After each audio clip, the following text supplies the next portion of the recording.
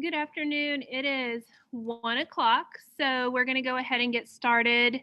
Welcome to the Tuesday, this time, November 10th, Gating Committee meeting.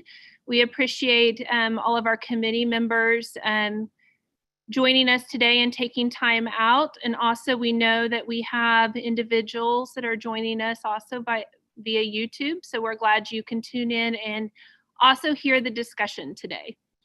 Wanted to start out with first just some follow-up from the Board of Education meeting last night and provide some information to the committee as we move forward. Last night we did take, since criteria is always from the beginning, we said being approved by the Board of Education, what we've been currently using to make determinations. So I think it's important, not only just for the committee members, but especially for those that are viewing, that there were no changes on the actual content of information from what this committee has been using. It's just putting it in writing. I think this is one of those that as we have evolved, if you want to say, as a gating committee, I'll use absenteeism as a perfect example. Initially, when we started, we had one set of data. And then this committee, as you recall, asked for additional information and said we should start including students who are quarantined. So we have morphed over time about what specifically building absenteeism looks like. And now that we've had a few meetings, putting that in writing, since I don't know about you guys as committee members, but it's been one of those, we often get questions about what are you using to make your determination and what does that look like? Do you guys get those questions? Okay, so making sure we have that stuff in writing. It's designed to be clearly laid out, nothing again added from that, but being able to take a look at the data points that are being utilized. There are two items that were discussed and that were different. Where one was looking at how our trends look in district in that weighting piece of it. And we talked about at the meeting that that works both ways with that, and we need that as a gauge with when we move forward. So we know right now, Sedgwick County, the information and the data is going up with trends, and we need to be able to look at what is happening in our buildings and our different levels, whether that's elementary, middle school, and high school. We have had conversations before as a group that it's important to keep in mind that there may be a particular building, or there may be a particular grade level, or other that could potentially shut down or operate depending on how their data looks at a particular time. So that was made, discussed and made clear at that meeting as we, move forward with things. So those were just a couple items. And again, that works both ways, because you could have Sedgwick County that looks really good. And as you know, if we had, and we've had this with even a department, that then we had several cases of COVID and we shut a department down. So when you look at that, I think you have to just weigh that and make determinations accordingly.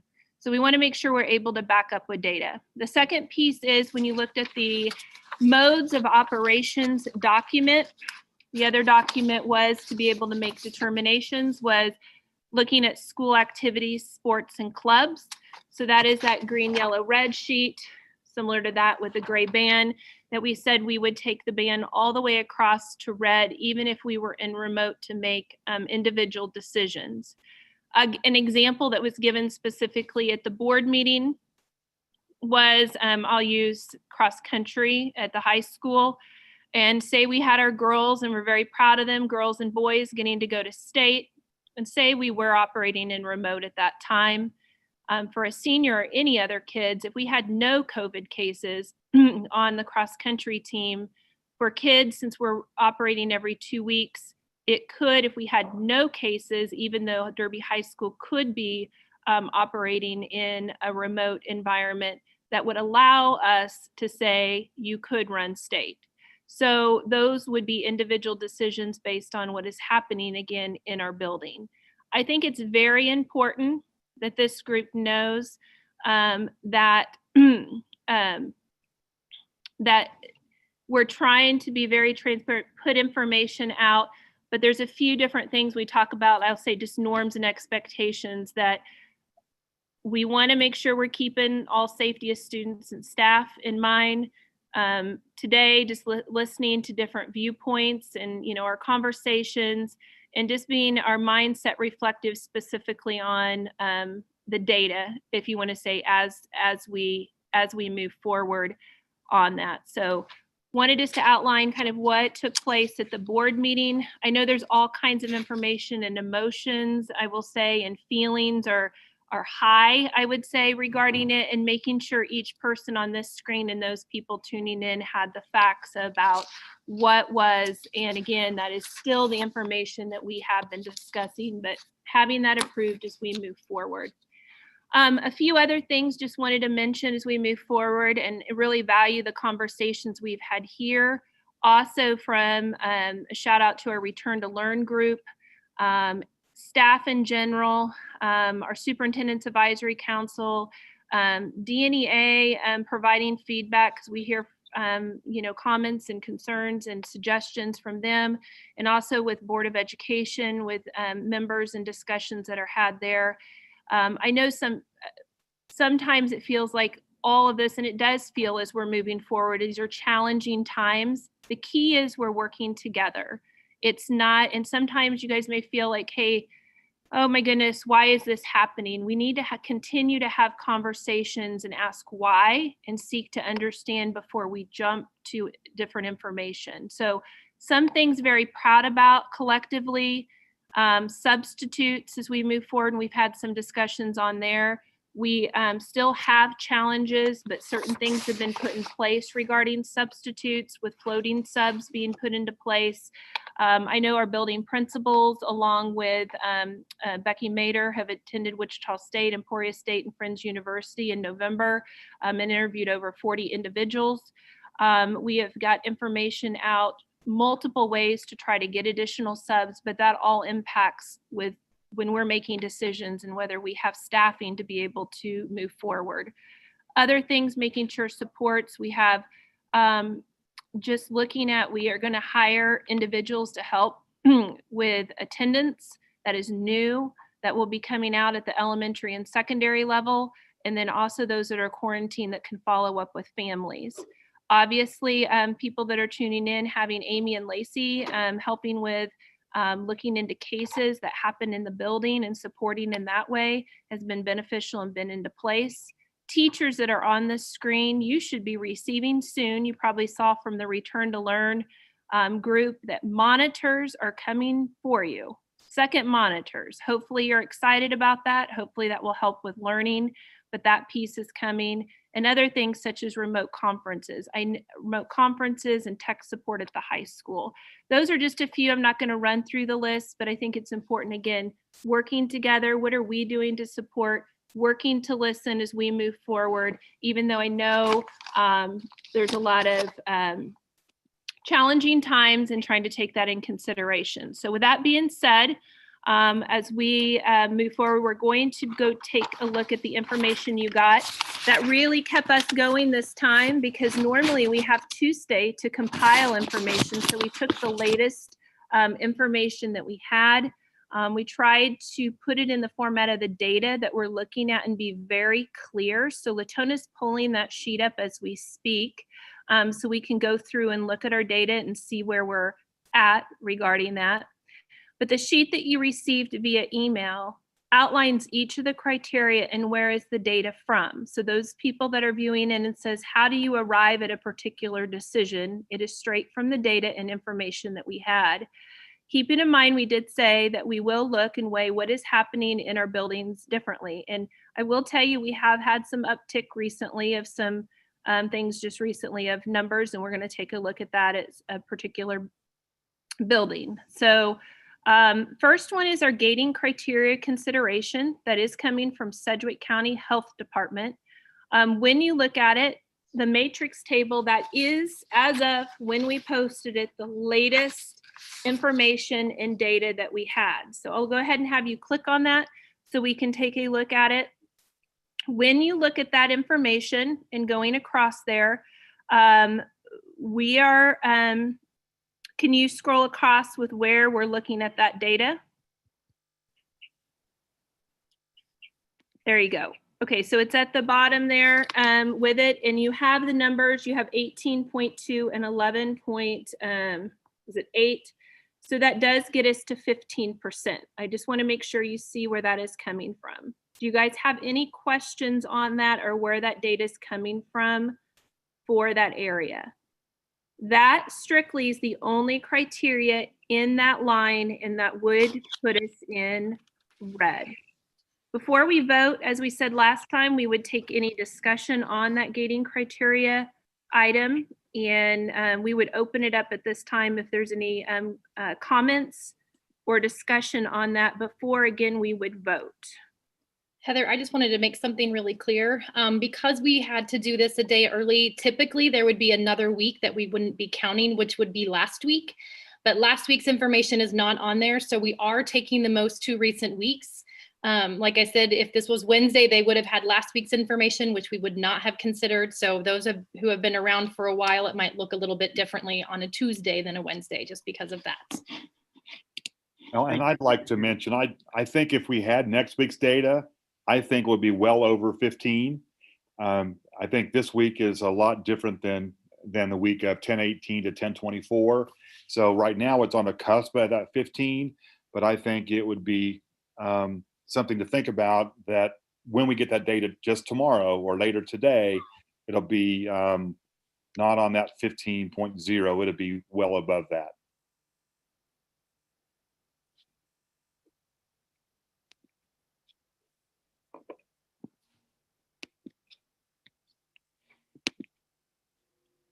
Okay, any other comments? Okay, if not, then we are going to go ahead and vote on that. We are just voting. The question is, do you agree with the rating for the gating criteria considerations in that area? Just a point of clarification. Oh, there we go. Question answered.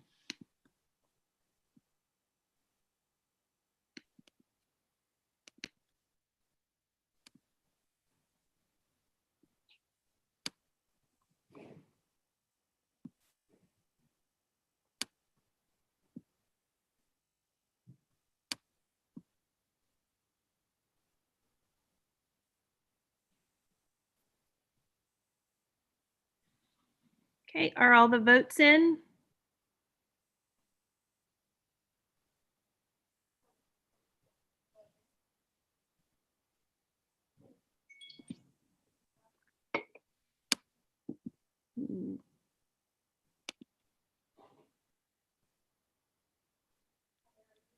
No.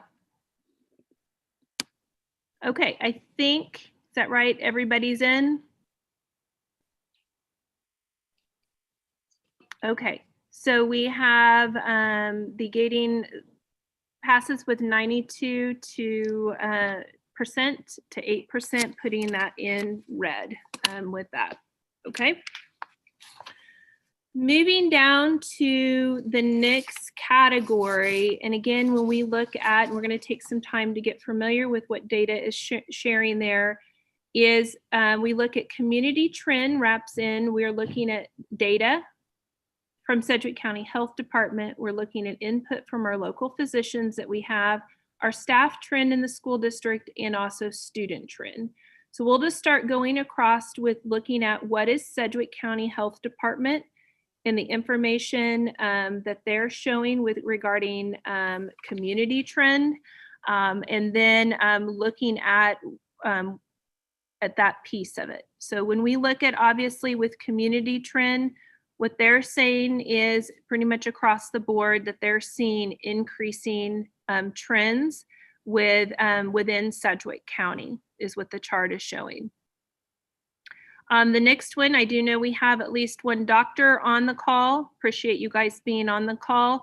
We also have notes from our local physicians, but if you wish to add anything else from the community trend, we would let you add in at this time.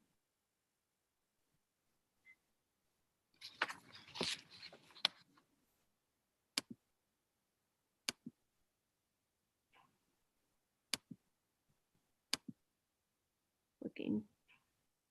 I don't know if Dr. Neatery or Dr. Turner, and I don't see Dr. Alvarado on, but either one, do you have anything else you would like to add regarding that?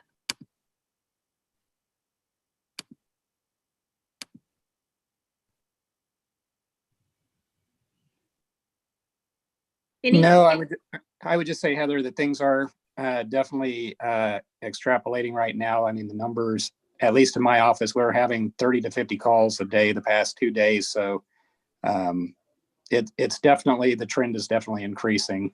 So. Yep. And that's, as I mentioned earlier on the call, that's where we said even from yesterday to today, we've had some changes with even numbers. So taking a look at items. Okay, anything else? Questions you guys have for the doctors on that data or information? I have a question. Okay, so, and I really appreciate the level of expertise and the thought, especially I loved having everything written down. That really helped me. My question speaks to, I guess, the impact that this year, everything that's going on is having on the mental health of teachers. Because, you know, I know that we've had a lot of conversation and validity, you know, for a valid reason about the mental health of students. But yet what I'm hearing from the people that I represent is, you know, that we really need to be taking into consideration the mental health of our staff as well. And so I don't know if I lost even my question in what I was saying, but maybe that's more of a comment, I guess, or what information is there about the negative impact this is having on the mental health of staff?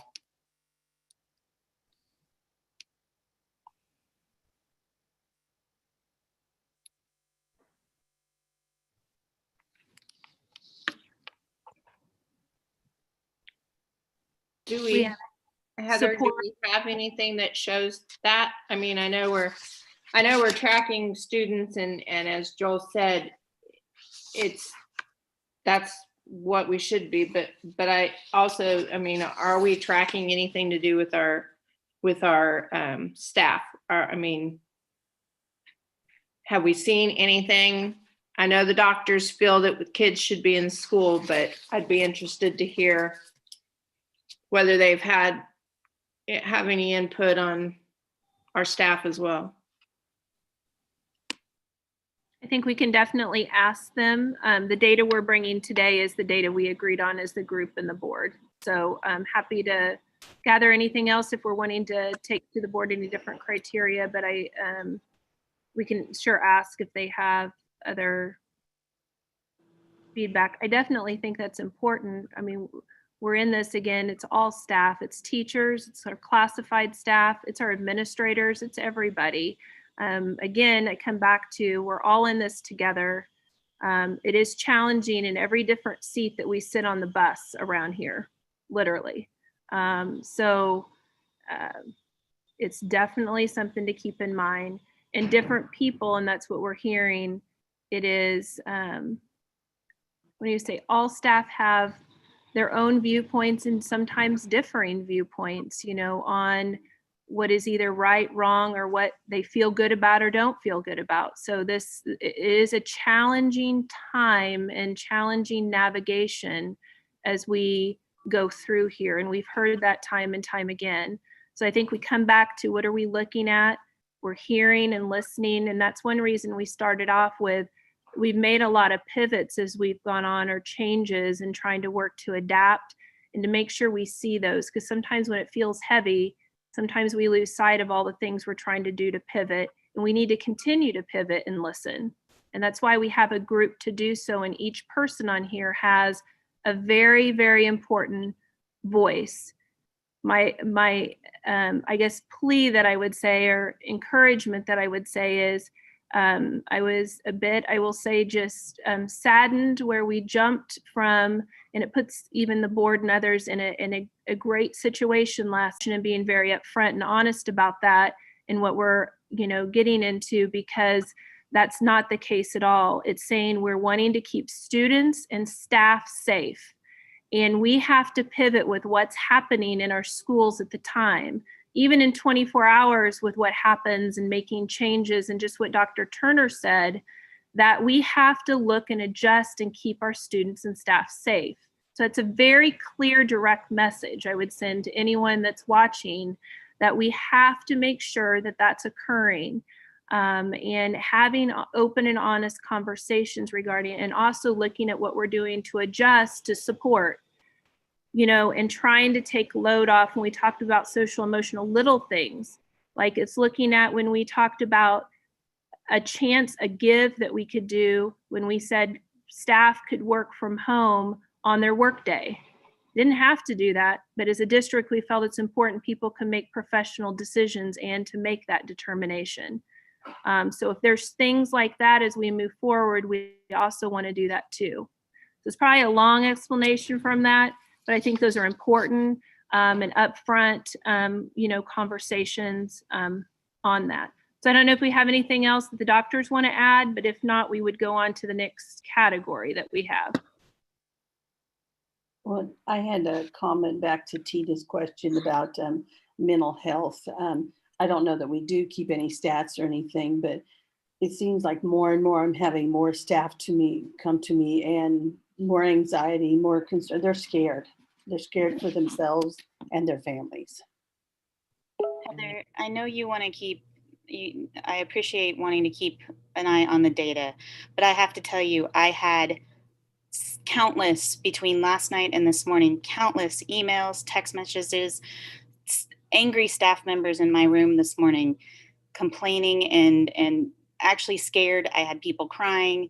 This is terrifying for people, and teachers need to know that their district cares about them, and they did not feel like the board made the right decision last night. A good majority. I know we have people on both sides, and I try to represent everybody, but teachers are freaking out. There's no other nice way to say it. They are not happy. And I obviously want, as a lab science class, I want to have my kids in person, but I want to have my kids safe. I want to be safe. I want to see my parents over Thanksgiving. And I think a lot of staff feel the same way, and they're very unhappy right now. And I know Reagan shared with the gating committee, and I really appreciate her work on that. Some comments from teachers all across the district, and a good chunk of those came from the high school. The high school staff are not okay right now.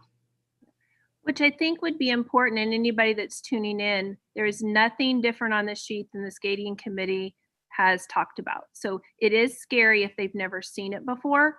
So I think it's going to be a good idea to help maybe alleviate and calm maybe, and anybody that's watching can say, but each of those criteria is nothing different than we have used in the past. The only difference when we look at that, and that's important, is looking at that we're weighing what's happening in our buildings. It works both ways regarding that, because we are going to look, and we'll dive into that today. I think Nikki has done a great job, and Amy kind of gathering that latest information and data, and we'll hit upon that today and hearing from buildings. But it is also looking at, we could very well go in, and I'll take the opposite way. Sedgwick County may be looking great, and we have an outburst of what's happened. We've seen it. We've seen it with football. We've seen it in a department, not mentioning the department. But we, even though the data was fine in Sedgwick County, we didn't say, okay, you can stay in your department. Even though we're starting to see cases, we said you need to all work from home. So I think those are things that it allows us to take a look at what's happening in our home. And our group message, and those people that are watching, hopefully will feel, the hope would be, is reassured that we're being responsive, we're listening and we're acting accordingly. And it's not being blind to say, but if we are operating, like we said, if there's schools with 0 COVID cases, the other piece would be is why would you put them in a different mode of learning? If you see cases that are upticking, and I can see people on the screen that are in a building that the cases are upticking, Mr. Shipley. So when you start looking at that, then are we responding accordingly to that and taking into account the staff and students? And people need to feel that, yes, we would be doing that and we're responsive to that. The other mode that we have that is being responsive is this group meets every 2 weeks.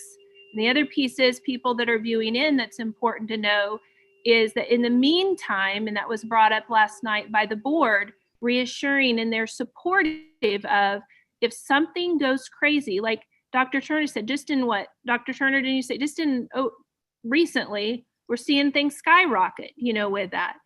So if something like that happens in a school, it kind of is like a snow day. I could say, okay, at X school, we need to close them down. That can happen if we have it. So to your point, thank you, Kathleen, for sharing that. But we also need to reassure, and we need to feel good about as a committee. We know that this is the data we're using. The board is now backing what you guys, we've pulled in, and that's what they've said for the beginning. They set the criteria, and then we have that moving forward. It evolved and it took a while to figure out what we're going to use. That's why we didn't take it to the board any sooner. But if you look at it, we're clear in November. We didn't feel we could wait longer, you know what I mean, to take that criteria and make sure we have it approved. I hope that helps as you're visiting with people. All right, we're moving on to staff trends. Nikki, under community criteria or community trend, what do we have? For student.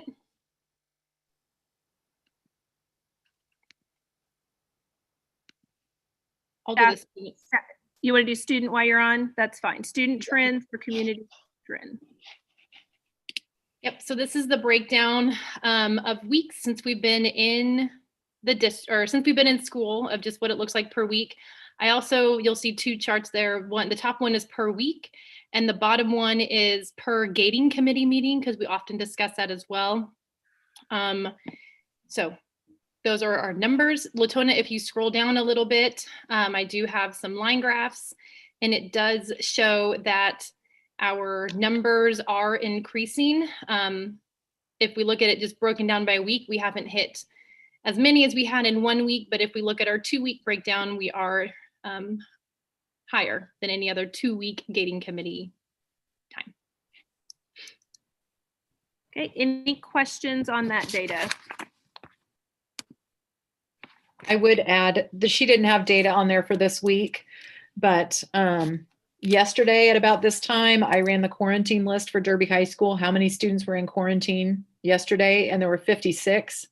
And just now during this meeting, I ran it again, and we're at 92 today, up from yesterday, because we have parents who have tested positive, whose students have to quarantine, other family members are sick and the students have to quarantine, and then additional cases in the building.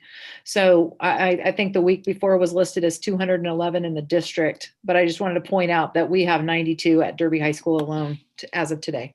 Well, and I was just going to ask, because I had heard anecdotally that it was around 100 at one of the middle schools. Yeah, Derby Middle yesterday had 75. They do have 2 cases that they are working on right now. I do not have those numbers. I know Robin is working them, so I'm imagining she doesn't have that yet either. But from yesterday, Derby Middle had 75. We had Derby High School at 14, so 14 of those came from us yesterday, and then probably from other community things that are happening. And then Cooper had around 25 as well.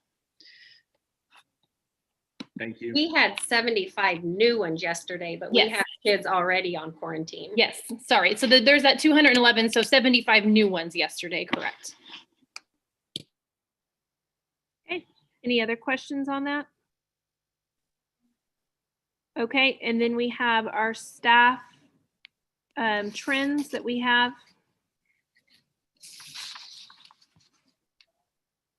Okay, so I can talk about that, Latona, if you can pull up that one right above the student trends on the sheet.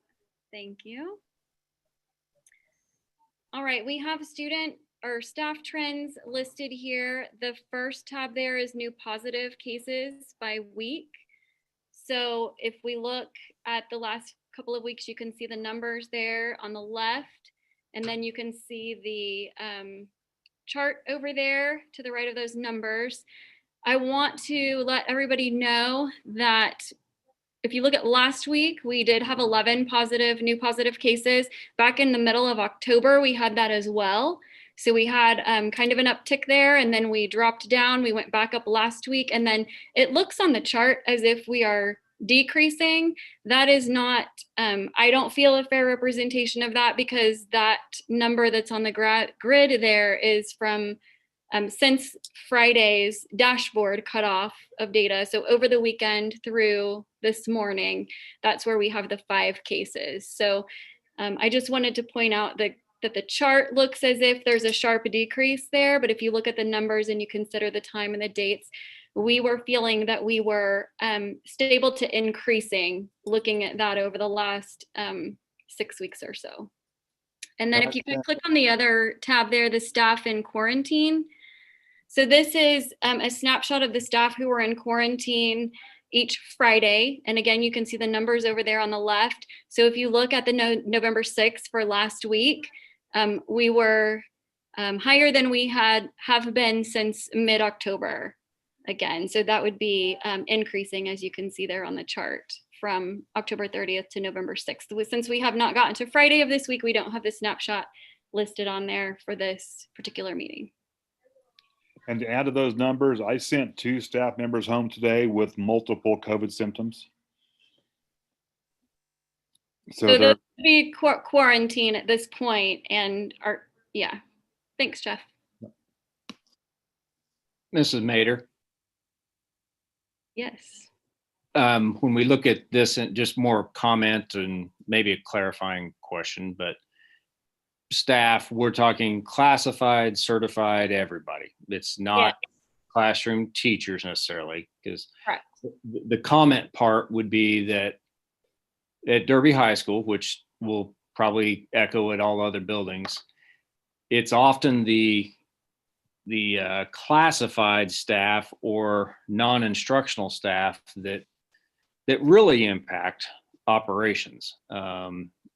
So just kind of making that comment right now today. I have 2 admins that are out. How long remains to be seen, but I just wasn't sure if that was teacher information or both certified and classified. So. It includes all staff. It includes bus drivers, custodians, grounds crew, teachers, paras, admins. It includes everyone. Perfect. Thank you. Mm-hmm. Hey, Jeff, I know you said you sent 2 staff. What are your students trending in? Right now, my students everything's coming from the outside. I had 12 go home last week, and I think I've got 5 or 6. So I'm right about 20 quarantined right now. So all of my stuff is coming from the outside and bringing people, taking people from outside. So somebody's brothers get sick, and then so they stay home, things like that. Okay. And it's staff is hitting me this week. I'm running my office on kind of like Tim on half staff right now. So a positive case, and then some others that were around. So that's tricky, but that's one building, but pretty tricky. At DMS, we are starting to see proximity between positive cases where we have situations where kids quarantined, and then a couple of days later we get a notification that they were positive. And then, I think we've had 3 or 4 of those. Robin, I think you have the specific numbers in this last round or 2. So we're starting to see school to school spread, or within school spread. Okay. All right, with that, we will, if there's not any other questions on that, we'll take a vote. We had placed, and we would leave on the chart long as approved between orange and red, saying that There are some schools, meaning some of the elementaries. I think when we look at trends, we're not seeing numbers. There's actually some elementaries that don't have any at this point. We didn't think it's fair to put it clear down between yellow and orange because we are seeing this uptick, especially at the secondary level. And obviously community trend when you look at Sedgwick County, again, weighing heavier on where we're at. So we put it between orange and red, kind of centered in between those two. Let's get feedback on how you feel about that placement on the chart. Polling starts now.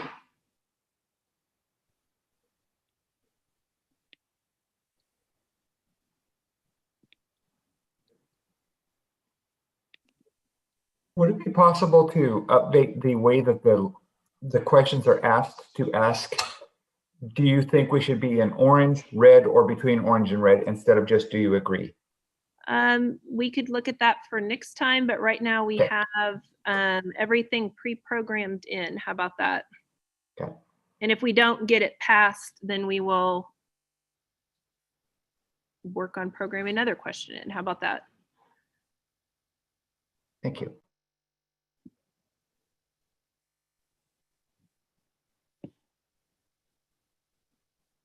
Okay, so majority there too, 92%.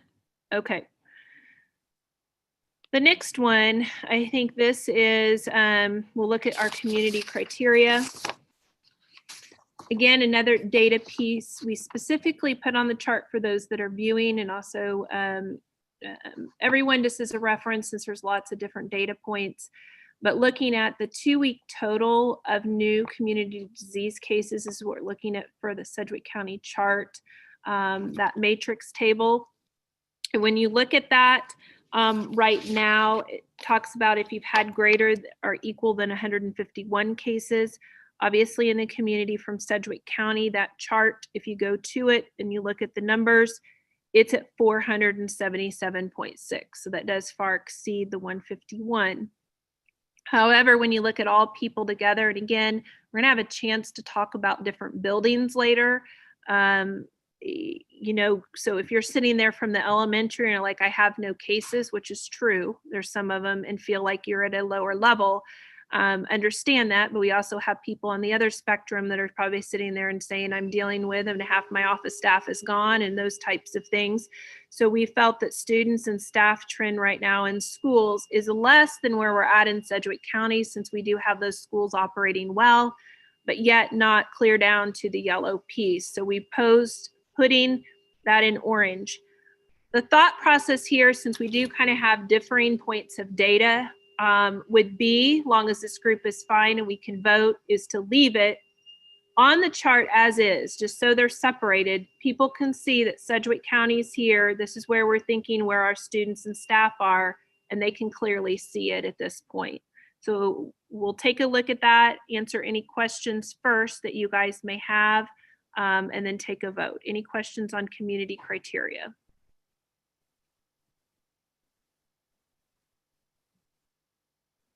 Okay, so if we can go ahead and put that question up, Latona, under community criteria, and see where people are at on that one, and placement, leaving both squares so it's visible and with the numbers so people can see that. It's orange and red.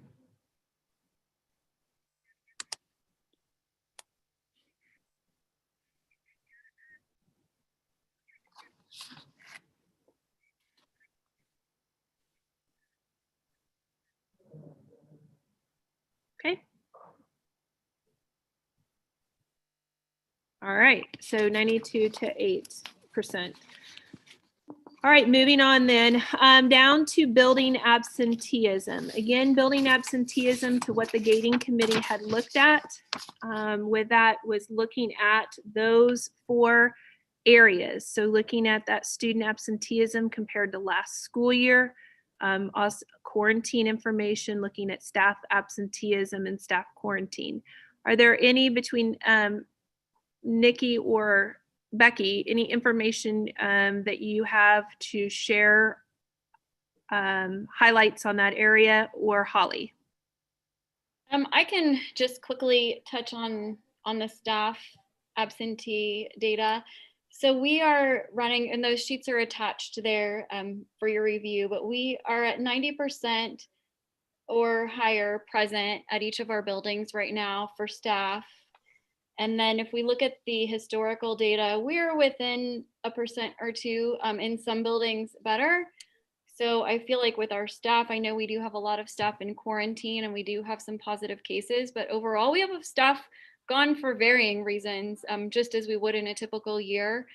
And so those charts are there for your review, but that's all the extra notes that I have on that at this time.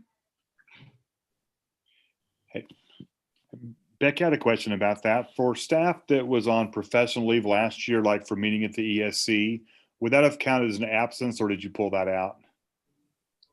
That would be counted in we didn't manipulate any of the data with the on the historical side. Okay. So since we're not having those meetings right now, that might be since we're not having those, I think that changes the data quite a bit. So more staff are actually gone at this point, is what you're saying, for other reasons other than, we do have staff still out on professional leave though. I'm looking at it on a daily basis for who's gone and what reasons. And we do have staff taking professional leave for conferences and workshops that are virtual, but they're putting in the time as professional leave and they're not present teaching. They would require a sub for those things. And we have special education staff taking IEP days. But yes, I see what you're saying. And I think that could, we aren't super comfortable about this historical comparison because there are so many factors. What I would like to do is go back more than 1 year, but we don't have that data at this point to look at because we haven't been tracking that. You know, we didn't foresee this coming and we don't have that available. So there are lots of things to consider with that historical data, which is why I linked up this attendance comparison with a percent present in the buildings. I think is a little bit more something that we would want to focus on at this point. I think they're both valid and important pieces to look at, and I think there's value to both of those documents, but I would use caution with that one with historical data, especially because we're just looking back at last year versus this year. Well, and another question, because more of a comment, I guess, on this. One thing that I've heard is that, you've got people who normally would, basically teachers are avoiding taking days for things they might have taken days before because the perception is still, and I think probably even a little more at the secondary level than elementary, that I think the perception is still out there that subs aren't there. And that, if I'm going to be gone, it's going to create a hardship on my coworkers because they're going to have to step in and take on my duties. Or, like I had to be gone for an appointment last Friday or a couple of Fridays ago. And,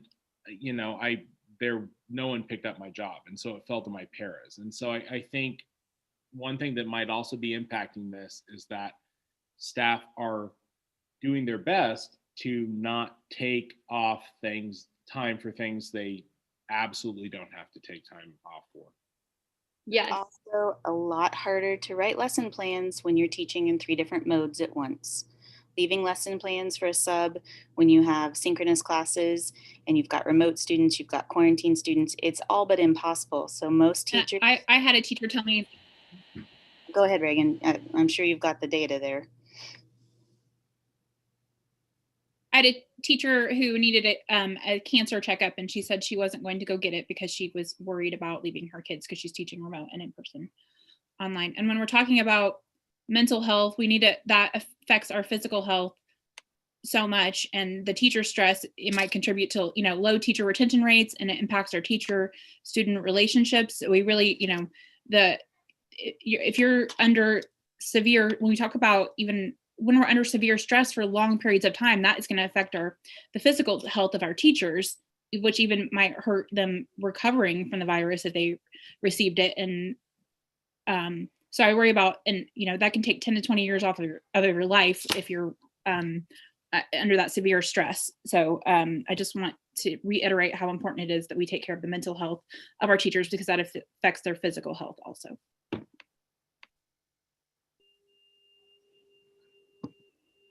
All right, any other comments or questions on that. Nikki, did you have anything else, or Holly, to add? I would just point out also that from our building attendance percentages, this committee has requested to see this quarantine students reported as absent data, which is the second tab that says as requested. So we look at it two different ways. The first way is just separating in-person and remote, which is that first tab. The second tab that says quarantine students as requested or as absent as requested does show that 7 of our schools are currently rated yellow. 4 would be green, and those are all elementary. So our yellow schools are Cooper, El Paso, Oakland, Swaney, Tanglewood, Derby North Middle, and Derby High School.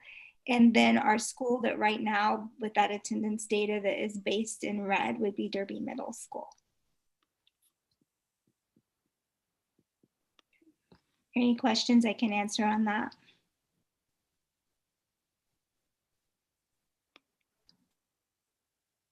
Okay. Holly, I do have a question. That, just for clarification, that is students only, correct? That does not include staff? That's right. So Becky had just kind of talked through staffing separately, but we're looking at both students and staff under that building absenteeism one. The one I just talked through was only students. Okay, thank you. Thank you. Okay. All right, if not any other questions, as you can see from the data and the coding, we do have several in green, but there are several in yellow. The majority actually are in yellow. We do have, it's important, you know, we have Derby Middle School in red with that, but with the majority, we said it fell in yellow with that. So with that, let's take a poll on where we're at with attendance based on the data. Do you agree with the rating for building absenteeism as yellow at this point overall? Noting there's some lower and there's one that's higher.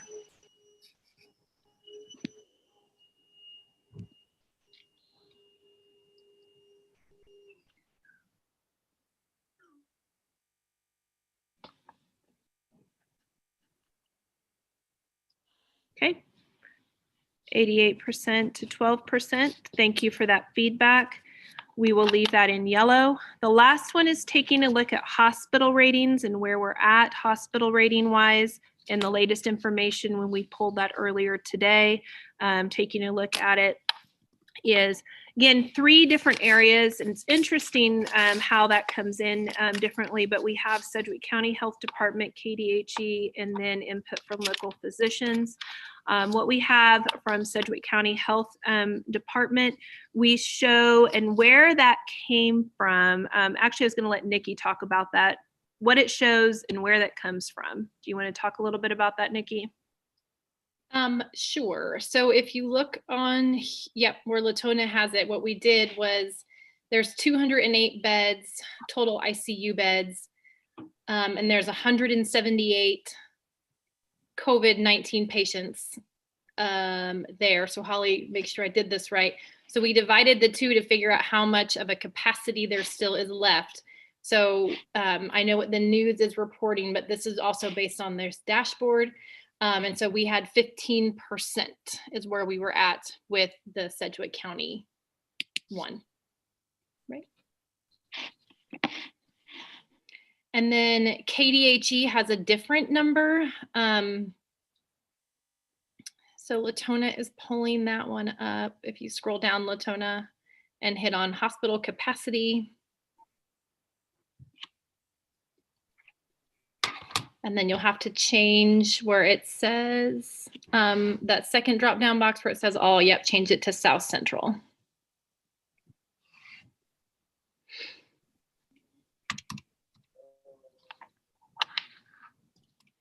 So what we ended up doing was we averaged those 2 numbers together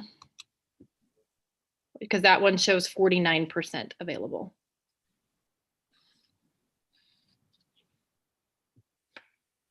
Why would we not just go with the Sedgwick County data since it's the local area where South Central covers a lot more counties? Just for clarification.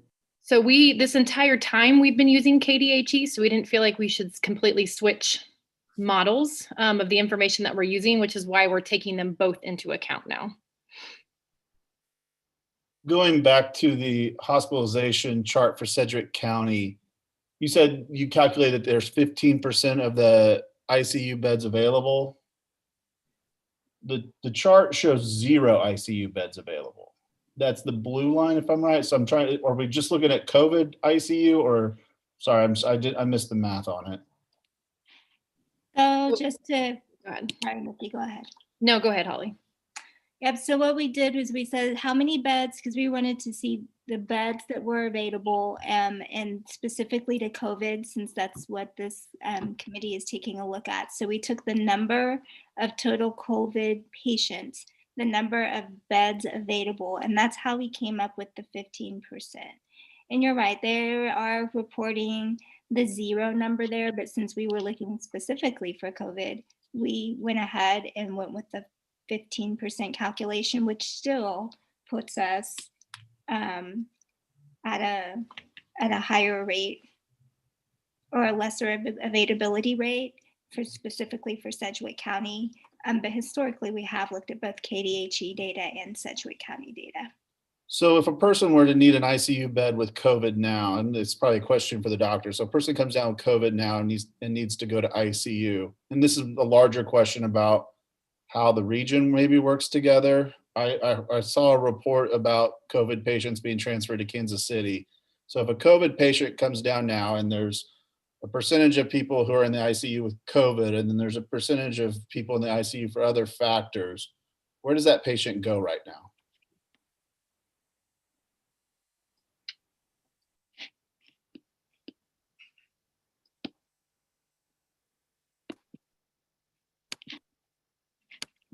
I think to answer your question there, Clint, each patient it's going to be individualized.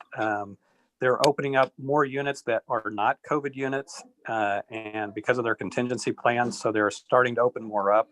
So a lot of it will be based off of what they have at each moment at time, just like what we're looking at here.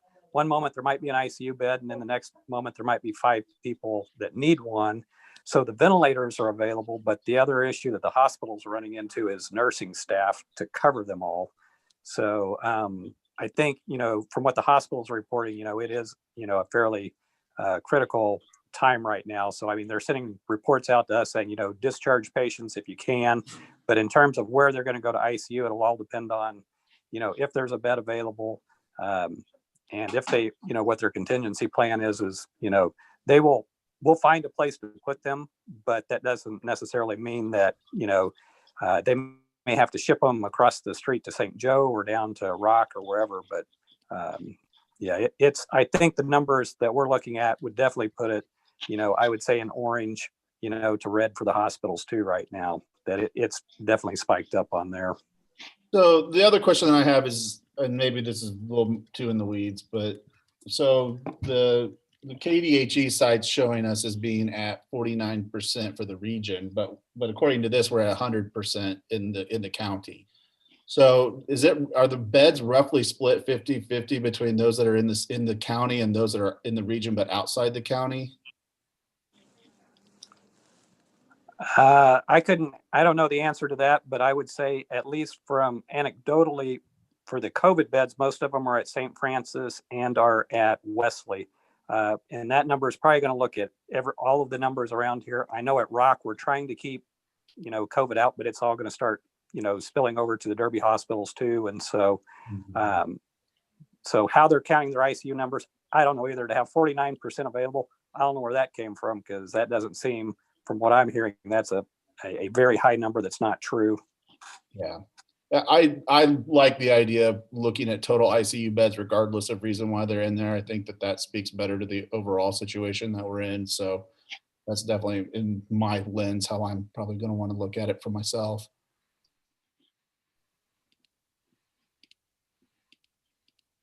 The numbers of COVID patients in the Sedgwick County hospitals has gone from 90 for the week of October 26th to 111 up to November 2nd. And then now we're up to 178 as of November 9th. To me, that's just a very significant, it's 100% increase in 2 weeks. So it's pretty difficult to ignore that. Dr. Turner, is there a lag time? I'm sure there is, between start of symptoms and when they would get to ICU. Is it 0 to 90, or does it take a while to get them to the ICU? Or is there, with a recent spike of positive tests, is that going to keep driving those ICU bed numbers up? I think the answer to that is this bug is so weird. Half the people are doing fine and don't need anything. The other half, it may be 3 days that they're fine. And then about the third or fifth day, they're getting sick enough that they have to be in the ICU. So it's variable. It's not playing by any good rules that we have. So, if you have COVID, you may end up in the ICU or you may not. I have one family that they called me and said, "Hey, I'm sick. I'm doing not very well." I was like, "You got to go in," and both husband and wife are in the ICU right now. So, that's just how bad it's spreading.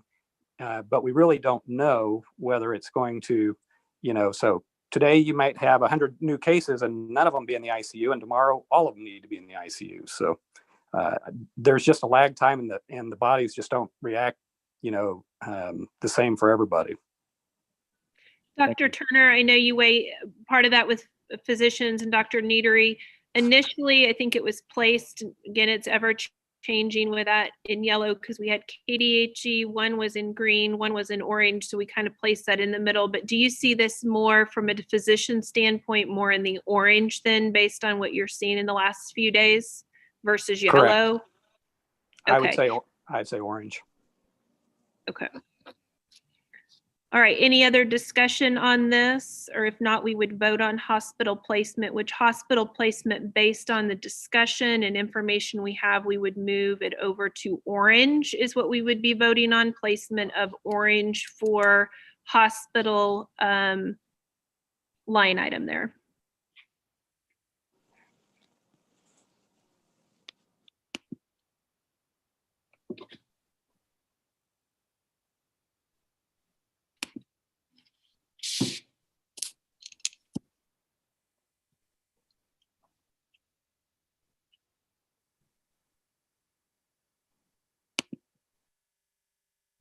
Okay.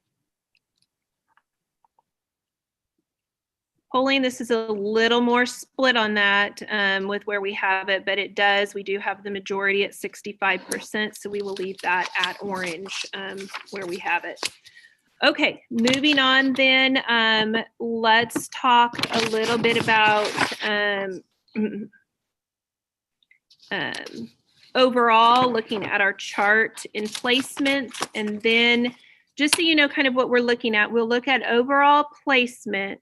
When we look at overall placement, then we're going to take a look at more specific numbers.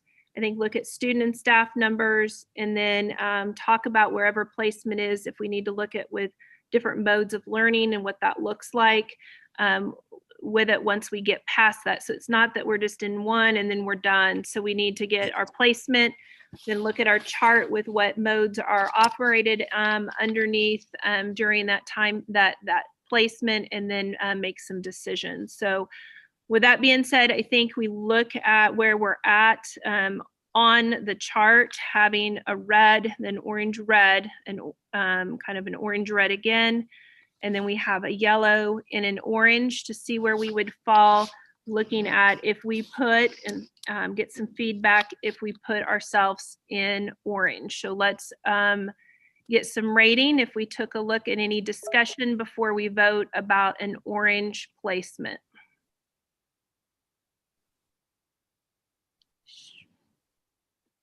Again, that bottom category for people just joining in via YouTube would be moved over. The hospital one is over in orange now. Okay, any discussion on that? Comments? Anything from our physicians before we vote?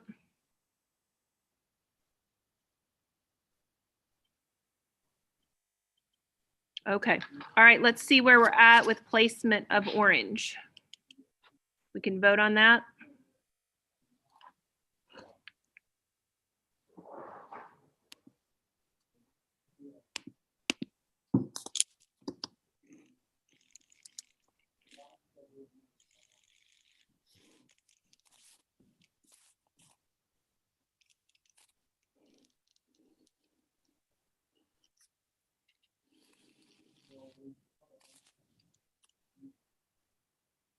Okay.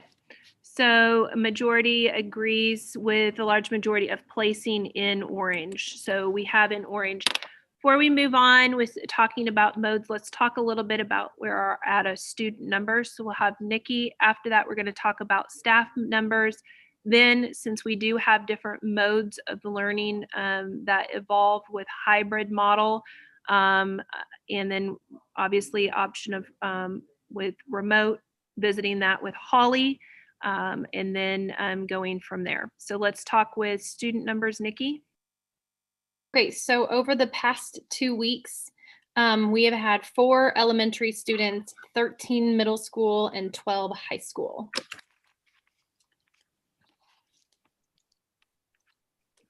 So if you broke that down, it's 4 elementary and 25 secondary.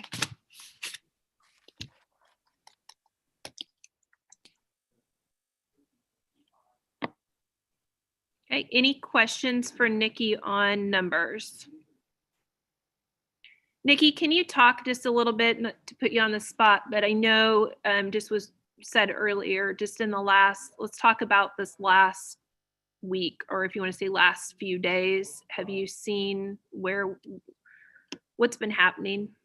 So if we just look at yesterday and as of this moment today, we are at 3 students at the high school, 0 students, again, I'm just student data at Derby North, and 7 at Derby Middle. If we look at last week, combined with this week, we're at 9 for the high school, 3 for Derby North, and 11 for Derby Middle. So 9 at DHS, 3 Derby North, and 11 at Derby Middle. Yeah, that's just last Monday through right now. Okay. Okay. Do you guys have questions on student data that will help with making decisions? Because this is where we need to be having data to drive decisions looking at this, because it may not be all, when I mention that, take whether it's I'll use elementary for example. If there was an elementary that had a lot of cases, it may be all elementary, one type of mode, and this other one in a different type of mode. So that's what we're looking at. What is right in that building? Do we have numbers on how many students are presumed positive that we don't have confirmation yet? They're out because they're symptomatic and being tested, or waiting to be tested because tests aren't available? No, I don't have those numbers. I don't get that information. Because I think it's more than the number of positives that we have right now. Yeah, very, very well likely. We just get the positive cases when they come in. Well, and Allison, our nurses do a pretty good job at each building collecting that data. We just don't look at it on our end. I mean, I could, I guess, but sure. I just wanted to bring that out, that we know that we send kids home who are symptomatic. We have kids who are quarantining because mom or dad is positive, and then they become tested and they're positive. So we have some in that in between range where they haven't been tested yet because they can't get in to get tested, or they don't have test results back yet, who will be positives. And the lag time for that has increased because of the increase in the county. It's harder to get tested and it takes longer to get the results. Yeah, Amy, I think you had, and I don't know if this is the right place or not, I do know there is a lag of trying to get tests right now. Everything is full.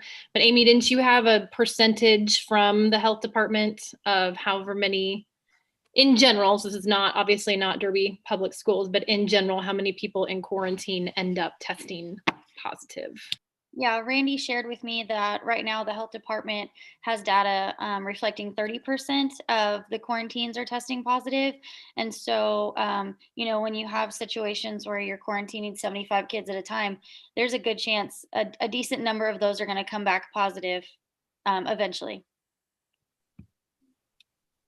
Any feedback? I know we have at least one nurse on the call. Anything from school that you want to share? Not, you can just say pass. I just thought if you have anything you would like to share, we want to make sure we hear from you too.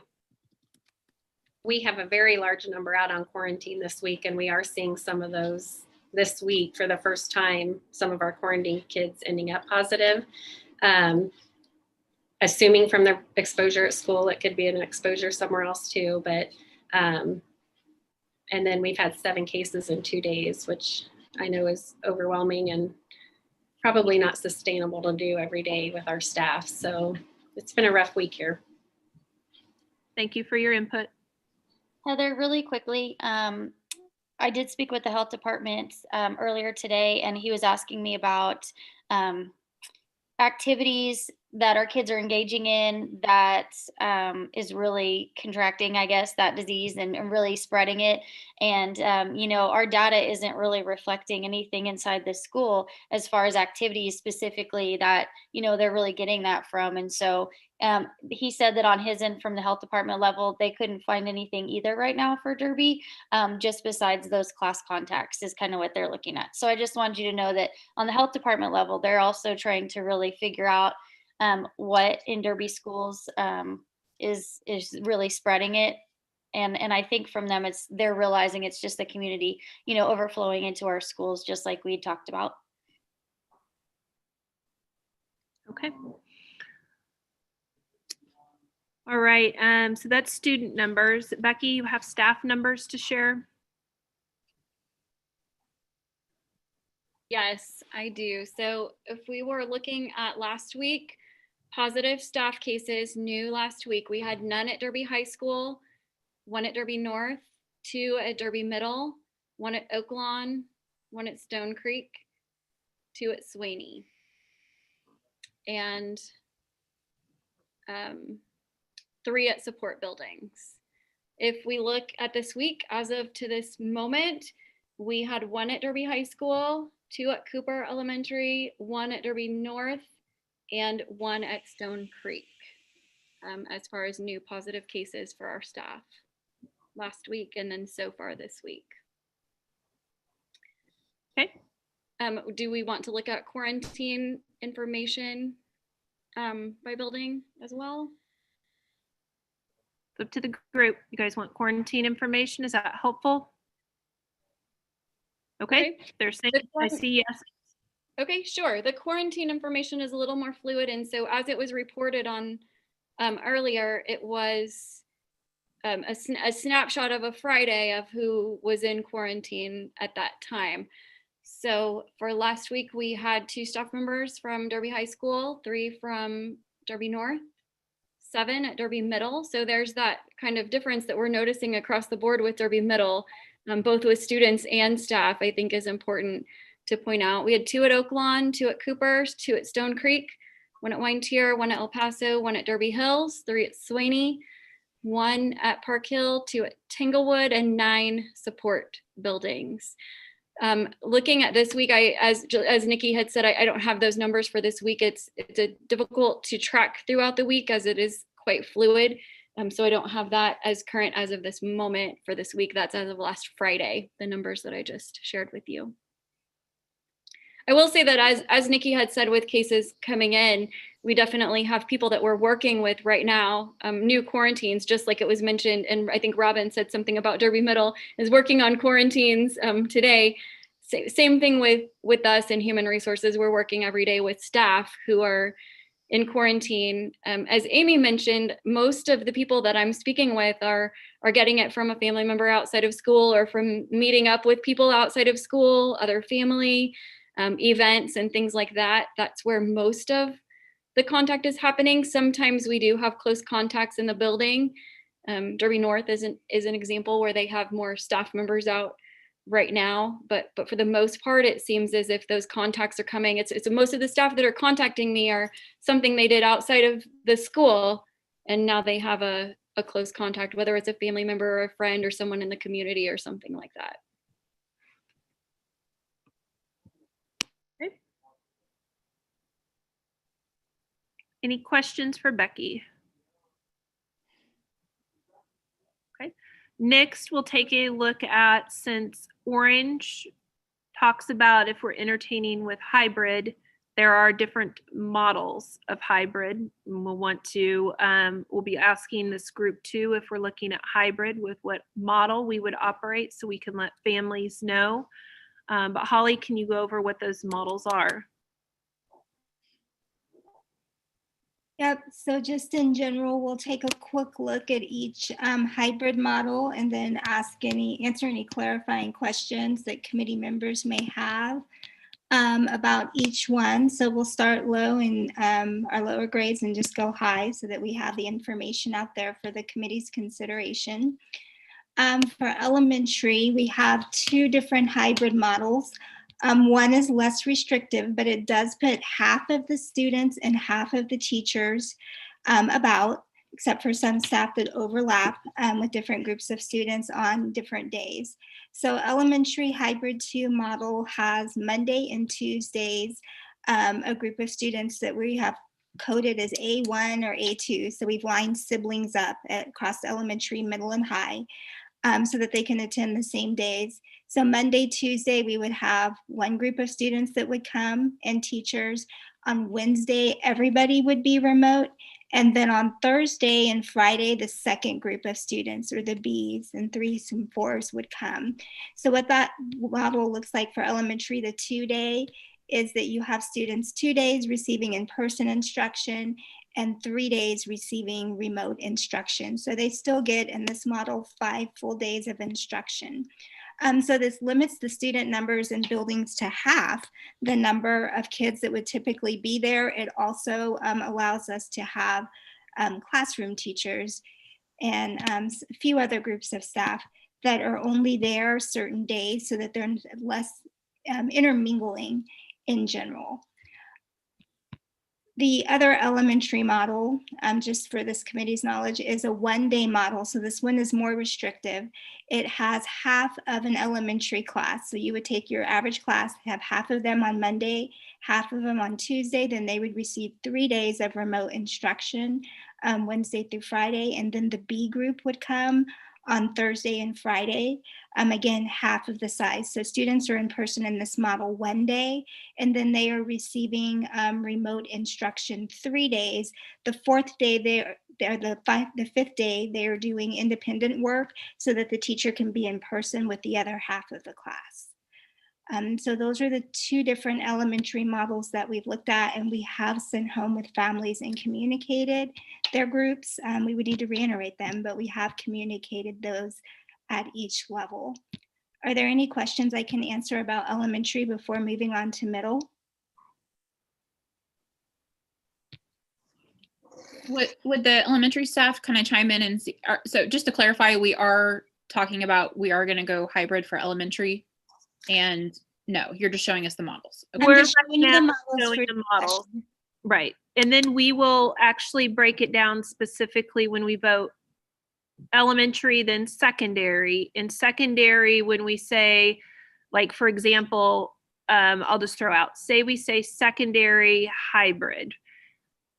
If we say that's the minimum, we may have some that we need to talk about taking more. Or if we say everybody needs to be remote, then everybody's remote. But you can always go the least and then pull out if there's a school you want to go more. So we'll talk more about that here in a little bit. But we're not saying elementary's in person or hybrid at all at this point. I think just kind of going through information.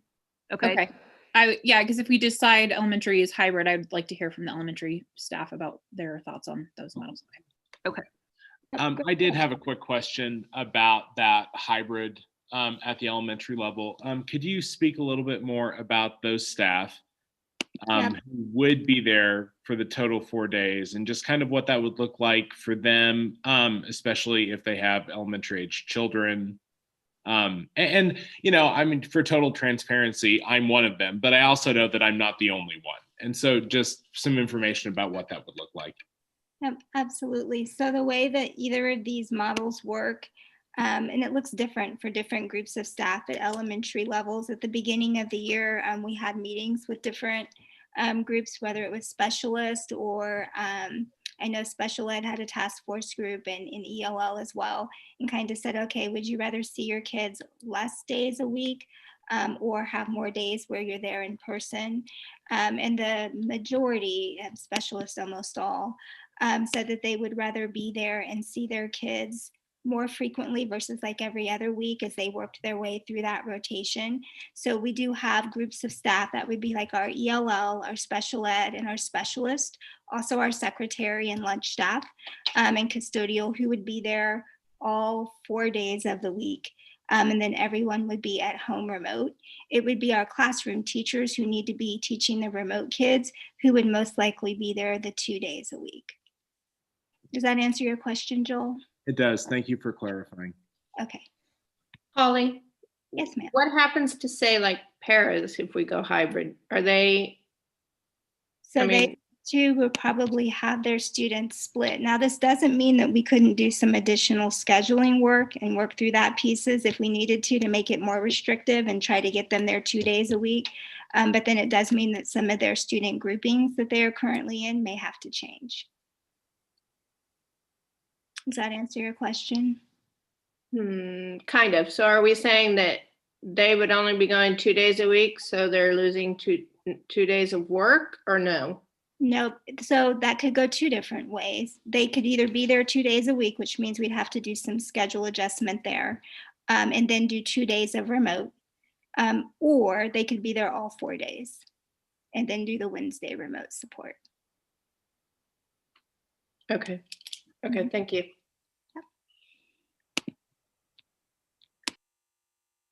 Okay, so middle school, and again, we have some options here. And each one has, different benefits than others. Some of them are focused more on limiting student groups. Some are focused more on limiting staff groups, and some are more restrictive and they actually limit both. So the halves model, students would get 2 full days of in-person instruction, and then they would get a 3rd day of remote instruction, and then they would have independent work the other 2 days with their classroom teacher, where they would do a class meeting or a check-in at the beginning of the day and the end of the day. And then that classroom teacher would be teaching the other half of the students that are there in person on the alternating days. So on any of your halves model at the middle school, your teachers are there 4 days a week, and then teaching the one Wednesday in remote. So this is one example of a halves model. Another example, because at the middle school, they did some scheduling work and they've grouped their teams into group A and group B, with the exception of their specialist teachers. They have one where they could do team A on Monday, Tuesday, and have them have their regular group of students. So that doesn't decrease class size. And then Wednesday, Thursday, Friday would be remote. And then House B would have Monday, Tuesday, Wednesday where they're remote. And Thursday, Friday where they're teaching their groups of kids in person. So some of the things that this committee has talked about before is, mental health. Can we still provide some socialization? Can we still provide some in-person instruction and or assessment and wellness check-ins for our students versus going fully remote? And so some of these hybrid models are geared towards that, providing some support, but not having school fully in session.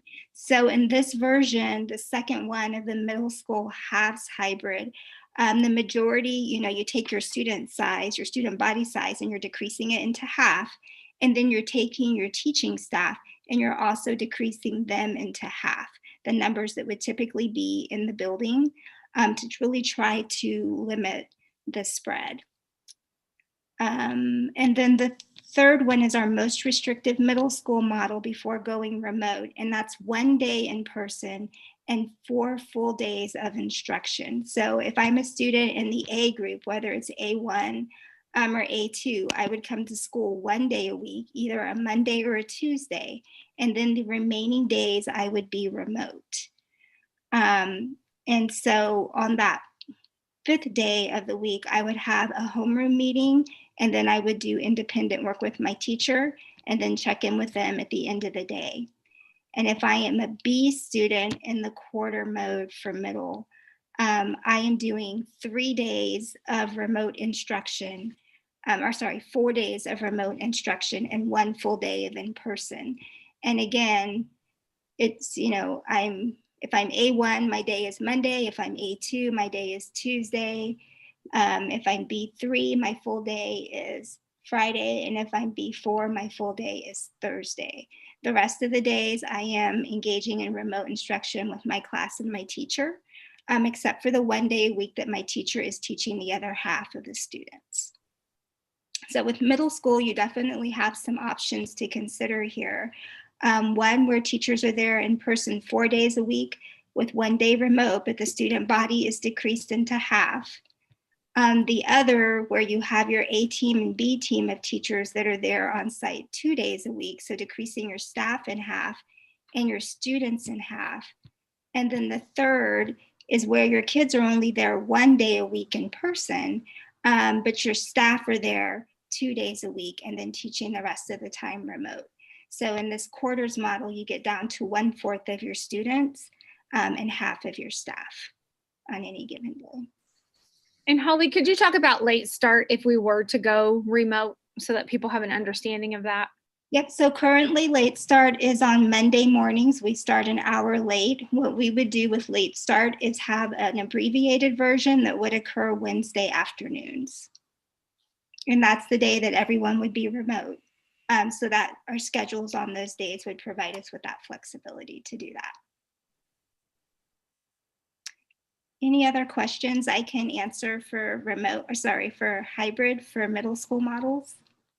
Can you talk about what class sizes would look like a little bit in these differing models? Sure. Thank you. Yep. So in the first one where we have 2 days in person and then the remote day, our class sizes would be half of the students. So you would have half of your kids 2 days here, if I'm a A1 student, and then, or A team teacher, and then I would have the other half of my students on Thursday and Friday. So in that one, your teachers are there 4 days and they are teaching remotely on Wednesday to allow for cleaning and disinfecting and all of those things. On the second half's model, your class sizes would be the same. So you would still have your full class of A1s and A2s there Monday and Tuesday. Your teacher size would go down and you would have half the number of kids in the building, like for lunch, for passing periods, for restroom breaks, for in-school entry and exit that you would typically have on a given day. So, when you're looking at this one, we may want to go back and kind of reference our staff numbers versus our student numbers of positives in quarantine to see if that's a model that the committee would recommend or want to explore perhaps.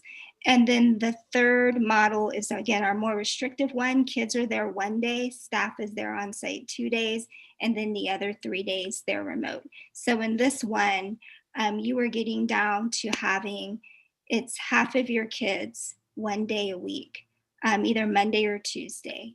And then the other group of teachers comes in and they have their half of their class on Thursday and Friday. Thank you. Thank you.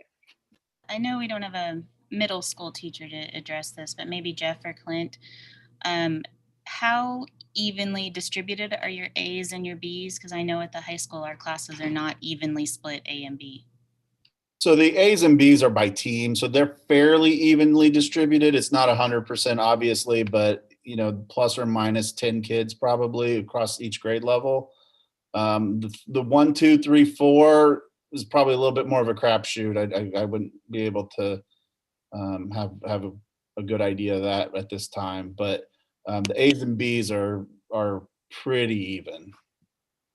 And Derby North would be the same. We worked pretty hard on that. So working with the family units and keeping them even. So wouldn't be a big deal either way. And then we have to expect if we were to go to that, people would call and say, people without siblings might call and say they can't do one way or the other. And so we'd be flexible with that to help even things up. So not worried about A's and B's.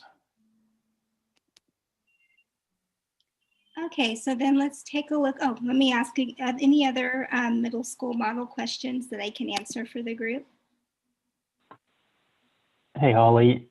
This is Andy. Do we know what the experience has been with other middle schools that have done hybrid similar to some of these models? If they've had cases, you know, just kind of what the trends are if they actually went to these models in middle school? I don't know that anyone has done it long enough to have significant numbers. Heather, have you received any feedback from your superintendent group that we could weigh in on? That is a good question. You know, everyone has different models that are out there. And I would agree with what Holly says at this point. I don't know that I have hard data or information to be able to say and answer that at this point. Yeah, the other thing just kind of that I have heard some feedback from other curriculum directors, just in speaking with a few, checking in on what their hybrid models look like, as many had gone to like a morning group and a PM group for their hybrid models. But when you think about that from trying to stop the spread of the virus standpoint, you still have the same number of kids and teachers that are rotating through a building on a daily cycle. And so it doesn't appear to do quite as much in order to help limit the spread. If you do the half days is what I hear. Holly, I was just going to kind of reiterate what you said. We're still going to have students and staff in the building. There will still be positive cases. I think the main goal with hybrid is that it would really help reduce the amount of close contacts in students that are in quarantine. Yeah, it would. And it also kind of speaks to our need to continue to see our kids, to check on their well-being, and to try to do something to address social isolation and some of those concerns the committee has talked about before. Clint and Jeff, could you speak to the class size, just the average class size on your teams? Well, there's a fair amount of variety, but I'd say 25 is probably in core. Explos are pushing 30 though, so that's something to keep in mind. All of these are much more friendly to explos in reducing class size. Some of them are better for core than others. So the quarters model, that would be a core teacher would have half of their class, an explo teacher would have a quarter of their class. In the halves model, there's two different versions of the halves. There's one version where a teacher would see half their kids, you know, the front half of the week and half the back half of the week. So that would also reduce them in half. Where the other one is one team comes one day or 2 days, the front half of the week, and the other team comes the back half of the week. So, you know, there's definite trade-offs in the different models.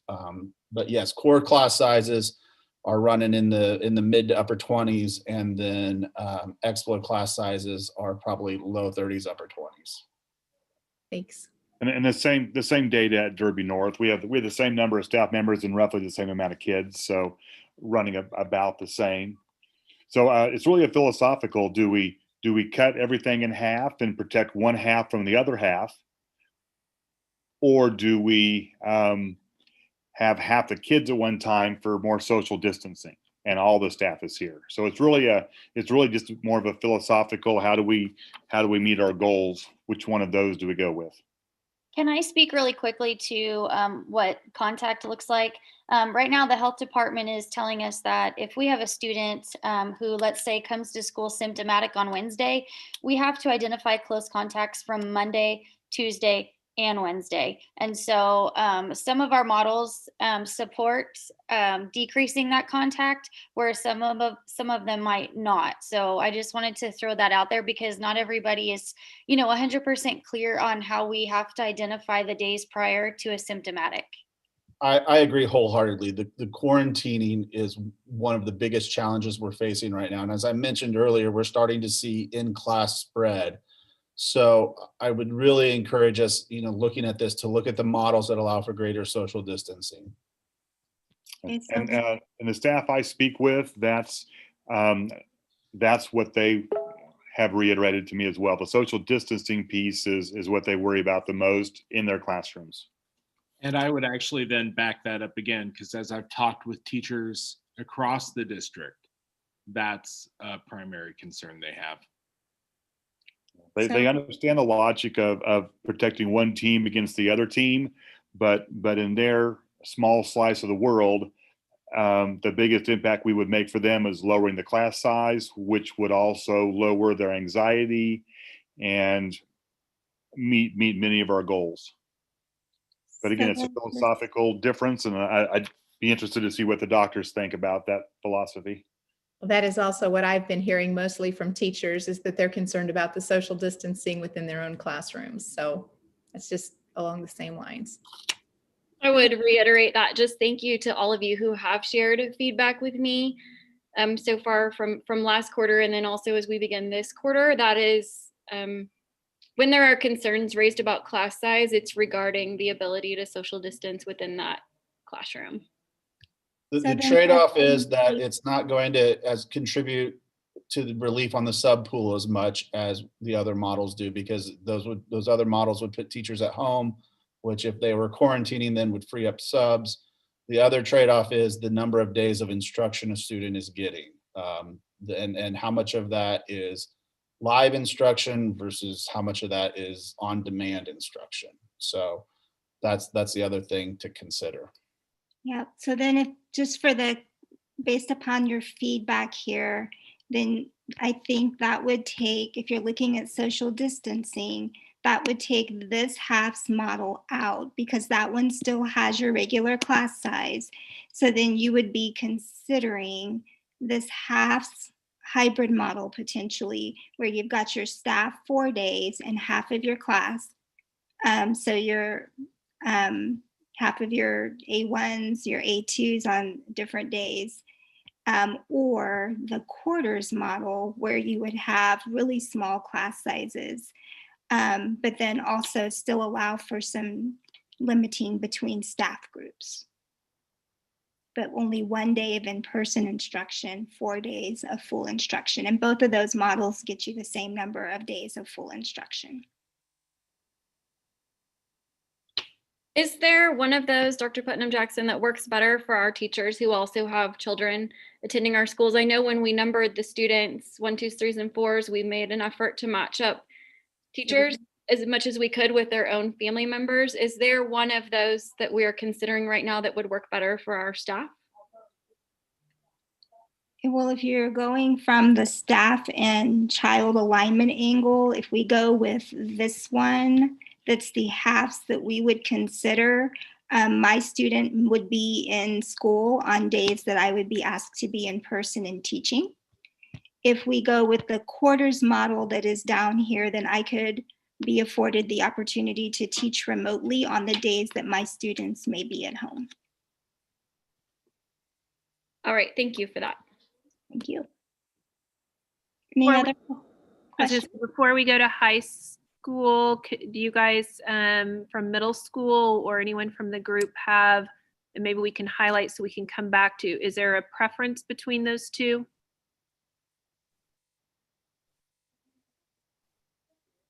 Heather, this is Marty. Sorry to break in on you. I'm running in between patients. Was there a question that you all had for one of us that I can help you with before I run back to another patient? Is there anything from our doctors? It looks like we're good for now. We may have some questions in a little bit. Okay, I'll be running back and forth then. Thank you. Thank you.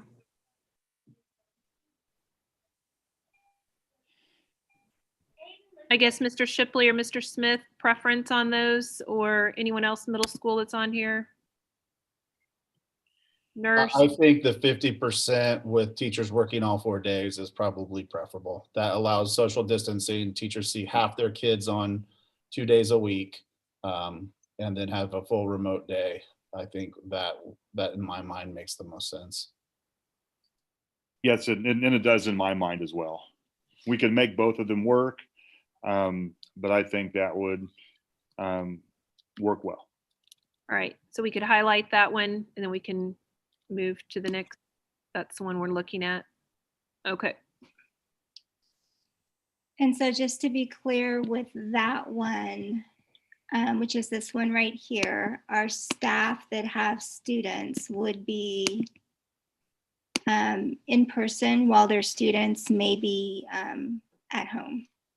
And the same is true for siblings as well. But I just want to make sure that we're clear on that one. I think that was a question that Becky was asking. I think it would depend on what the other levels are doing. One way we could look at structuring that is that the 1s and 3s come on Monday, Tuesday, and the 2s and 4s come on Thursday, Friday. If we did it that way, then, and I know that's a little bit of a change from some of the things that we communicated before, but if we did it that way, then everybody could align around those numbers. Actually, your younger students that throws, but we could work our way through that if we had to, but that does throw the younger sibling groups off and the teacher groups that they're assigned to. But we could try to work our way through that. And then when you do it that way, just so that we're talking about instruction, so we're clear, the 2 days, so if I'm an A1 student, I get perhaps my 2 days of full in-day teaching. I get my 3rd day of instruction remote. And then on Thursday and Friday, while the teacher teaches the other half of the kids, so those 2 days, I'm kind of on my own, except for the morning and the evening check-in. So they kind of lose a day of instruction with that one. That was my question, Holly. When you say kind of on their own and independent study, so I mean, I guess in my layman mind, I hear that as it's a free-for-all. We're going to check in on them in the morning and in the afternoon, but during those in-between hours, they don't necessarily have to be doing schoolwork. They should be doing schoolwork. Their teachers will have their assignments in Canvas and go over their assignments in the morning and check in on them. So they'll still have work to do, but it will just be less structured than in comparison to this model where they get a full day of instruction here and then 3 full days of instruction the rest of the week. The only day they don't get instruction is when the other half of the class is there in person. Okay, I just would like to make that clear that we're not giving them 2 days off. I mean, they're not going to be out of school for 2 days and go to school for 3 and have 3 days of instruction. I guess that's the only hang up I have with the hybrid is I think you're going to have that perception out there that, oh, I'm we have not. 2 days Okay. off. I was going to just say that that's a concern that's been raised from the teacher perspective about hybrid in general, which the high school model the hybrid model follows this middle school hybrid model. And the concern being that the kids would view it as we're in class 2 days, we're remote 1 day, and then we have 2 days off. And that is not the way teachers will do it. I think the majority of high school teachers anyway would teach synchronously. So the kids would be expected to be in class, whether they were doing that from home or in person. But that is something to consider. I think, if students don't have the teacher right there in front of them, that they could see that as a free day. Yeah. And that is the trade-off, is that I think you're prioritizing in-person, face-to-face time over, you're trying to get more quality instead of quantity. If the thought is that we want to have that face-to-face time more frequently, then that does push you to fully remote. So, the hybrids make, or the quarters, yes, in quarters, you're getting 1 day in person. You have 1 day that is on demand and then 3 days that are remote. So, So that gives 4 days. gives you more days of instruction. So the question is, how do you weight that face-to-face time in person versus the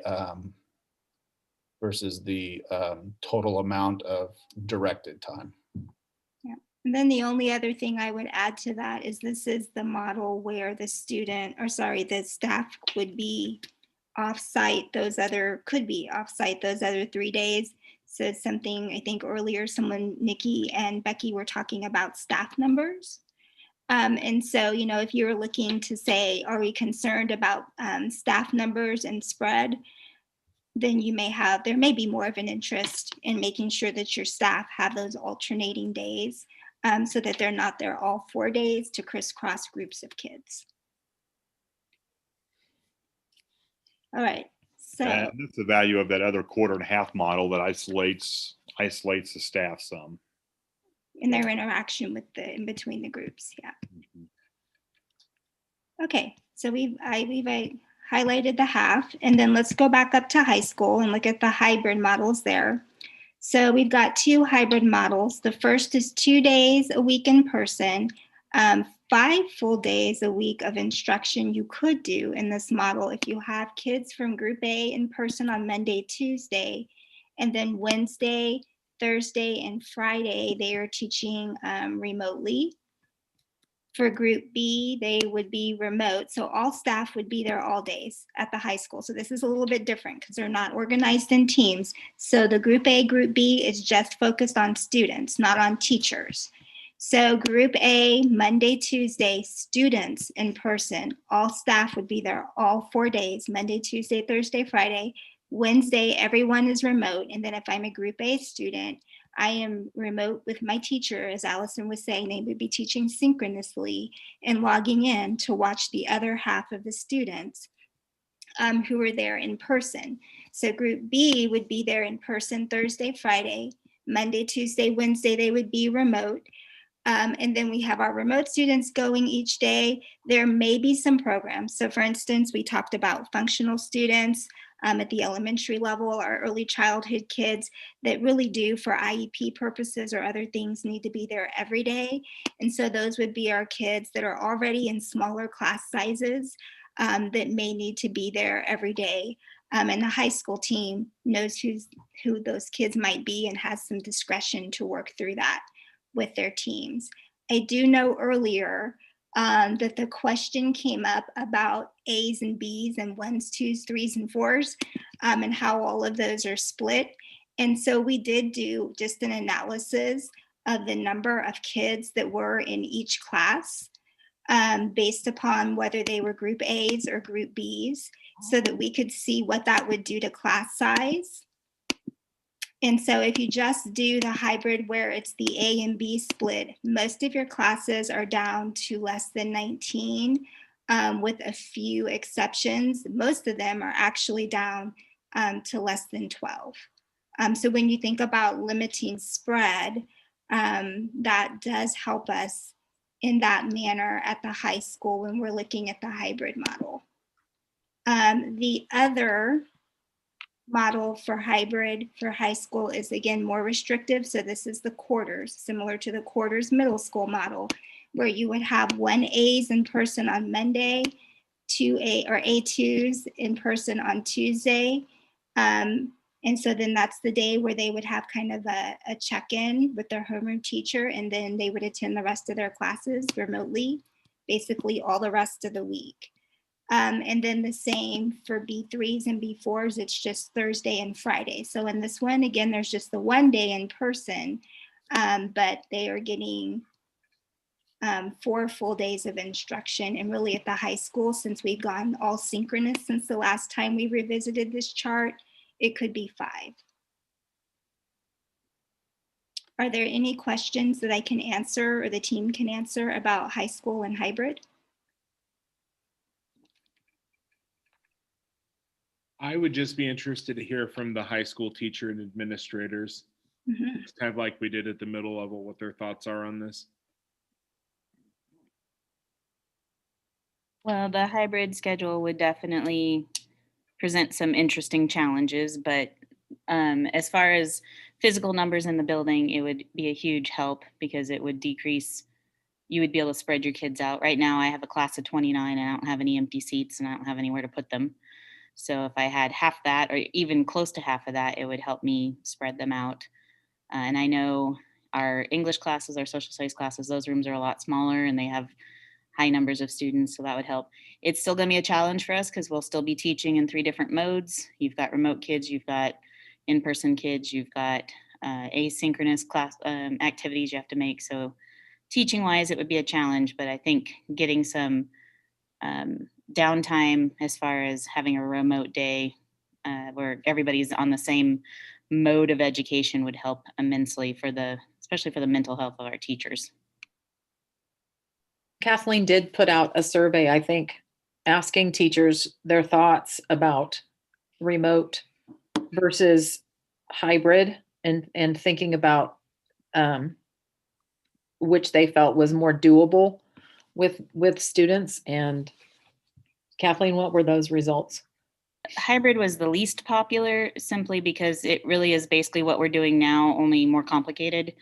Remote was the most popular, going fully remote. Most people of 96 responses ish, I think it was 94, 96, more than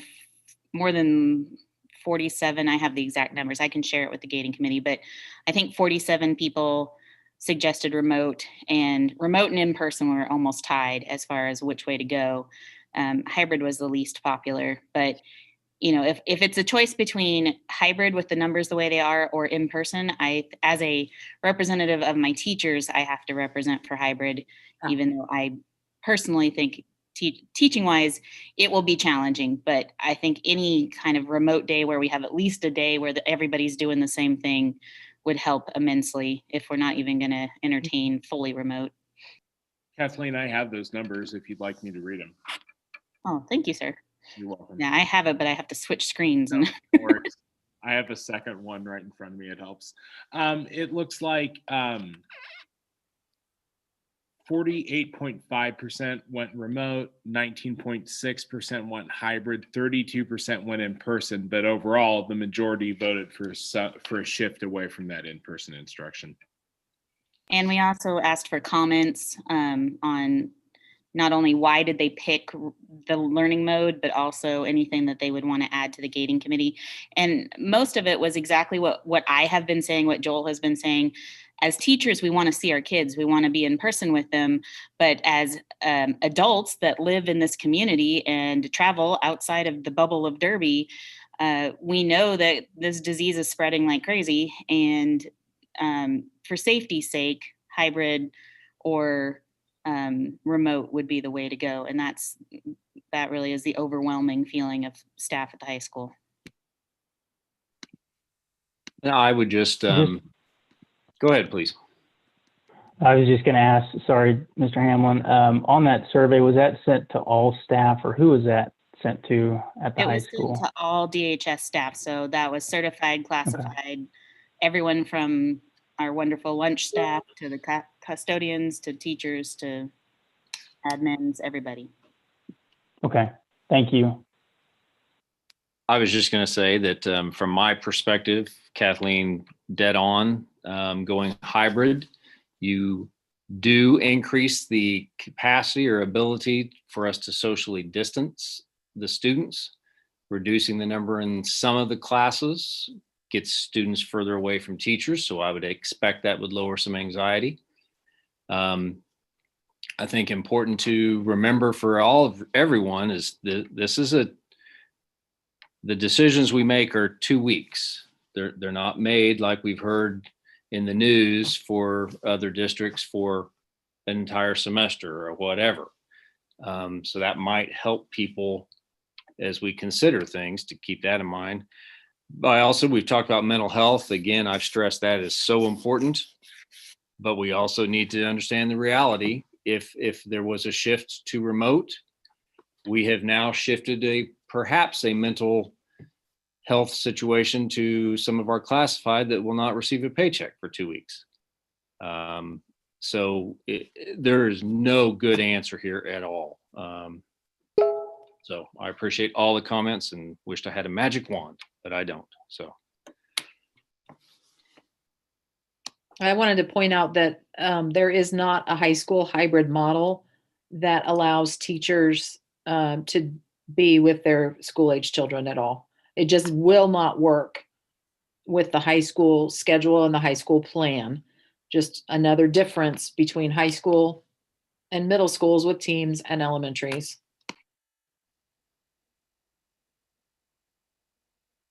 Could you guys talk just a little bit about educationally? We talked a little bit with middle school, again, that contact, and I see on the schedule how it is, but your perception educationally, what would be delivered hybrid versus remotely for kids with the two models? Are there advantages one over the other? I think most teachers will teach synchronously. Because I put out a survey to all the teachers last week about if we were to go hybrid, would you continue to teach synchronously, or would you teach the students in front of you and create on-demand activities and lessons for students to access through Canvas? That was the question. And some were saying they needed more information about the hybrid. But for the most part, most teachers said, I will keep doing what I'm doing. They're already teaching synchronously. They're teaching kids who are in front of them and the kids who are at home who are quarantined or learning remotely.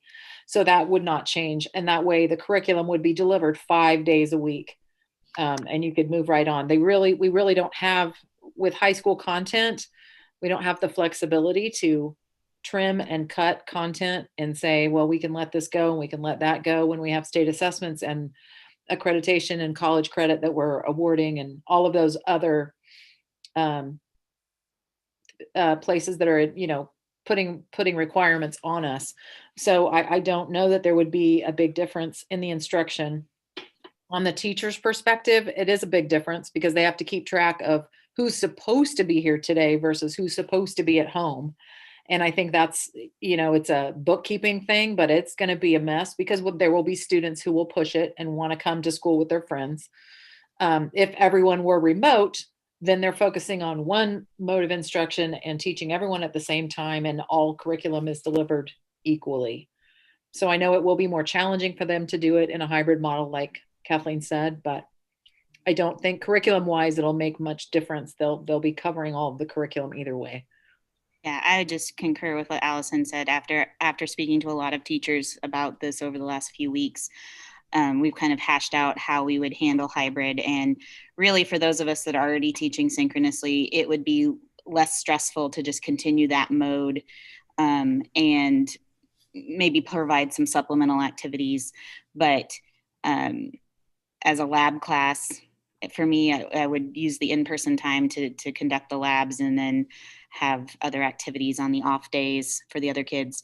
But the least stressful mode for, I think, everyone, and I know that there are some other considerations. Obviously, I'm just representing my teachers. The remote situation is so much easier because it is one mode of teaching. All students are learning the same way. Now, does that take into account the computer problems and tech issues and other things that we have to deal with on a regular basis? No, but we're dealing with that now. So it's half dozen of one, six of the other. Hybrid is the most complicated from the teacher's perspective. But like I said, if it's between in-person and hybrid, my teachers are going to want hybrid because they just don't feel safe right now. So I don't have a staff calendar at my fingertips right now. The week of Thanksgiving, is that a 2-day week or a 3-day week? And how would that be handled? And this might be a Holly question, if we went to hybrid. So if we went to hybrid, we would be looking to start on the 16th. And we would just follow the hybrid model through our next gating committee meeting, which I do not have at my fingertips. Which would be, is that the 24th or the 25th? 25th. The 25th. And then we would make a decision for the next 2 weeks. So that way, at that point, we would have further conversation, look at our data and say, okay, is our data indicating we would need to go full remote? Or do we need to go back in person or continue in hybrid, or what is our determination at that point in time? So those days that we would be off for Thanksgiving break, which would be the 25th, 26th, and 27th, would just be included as part of that cycle. Does that answer your question? It seems to me like it would be easy to say half the kids come on Monday and half the kids come on Tuesday, and then that's your week. That was my question. Thank you. Just to keep it even, that was my question. And then I just have a quick question. Given that Wednesday is a no school day and a traveling day, probably, well, maybe not a traveling day, but a prep day for some families, would it be possible for us to meet on the 24th that week? I'm looking, I know some of our doctors have ventured out. Dr. Alvarado looks like they're on. Are you guys okay on a Tuesday to move that? And Dr. Turner, are you okay with moving the meeting from November 25th to November 24th due to the holiday? I should be in town, so that works for me. Okay. Are we concerned about the data or not being ready and making sure we have the most accurate data? That's an even bigger, like longer time frame that we're making a decision for at that point, because that's taking us all the way through winter break. So I want to make sure that it's the most accurate data. Just something to consider. That's a good point, Katie. I hadn't thought about that. It is challenging to pull together the data by Tuesday, or even by Monday, since some of it comes from the Sedgwick County Health Department, not until Tuesday afternoon.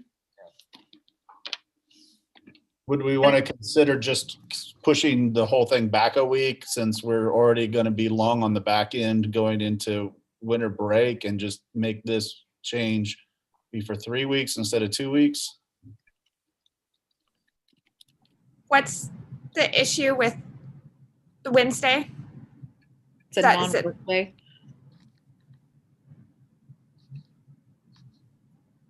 Or, so, okay, that's, I think, how many teachers? That's only a couple on here, but okay. I can meet on a Wednesday. I don't care if it's the day before Thanksgiving, but Well, and I'm not going anywhere, so it doesn't really impact me. It was more of just a general question. Being considerate. there's a pandemic on. Nobody should be going anywhere. All right, what does the group wish to do? You want to leave it on the 25th or move it to the following week? I think it is a good point. It is very tough to get most accurate information and to get it compiled and out to you by that time. Would it be helpful to kind of compromise between the two and meet later on the Tuesday, like to give it a little bit?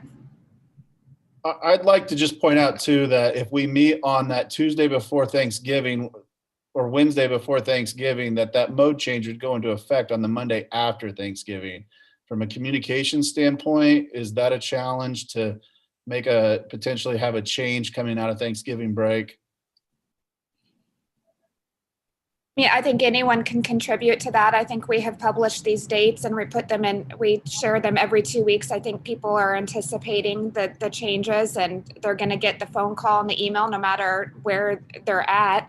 I mean, I know it's on their break, but again, these are dates that have been established from the get-go and are shared in every single message. So I think the expectations of those dates are out there.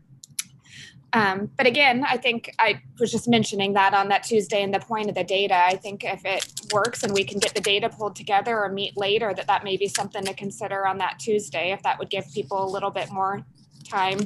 Maybe we could meet Wednesday morning, make it earlier on Wednesday at 9 or 10, and that gives more time to get the data together. And then it's still completed before noontime on Wednesday, just as a compromise there. You would get the message out a little bit earlier too before. Okay, do you guys like then say maybe 9 o'clock on that Wednesday, or do you prefer to wait till December 2nd, the following week, and it just makes that shorter right before winter break? I think it's a good idea to meet earlier on the Wednesday. With those two of our choices, just as one voice out of many. I like that. I like that too. That's fine. Wednesday morning works for me. Okay. Group's okay Wednesday morning. Any concerns regarding that?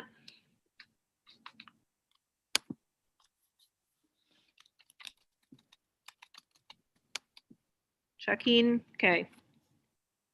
9 a.m. Switching that to on the 25th. Okay.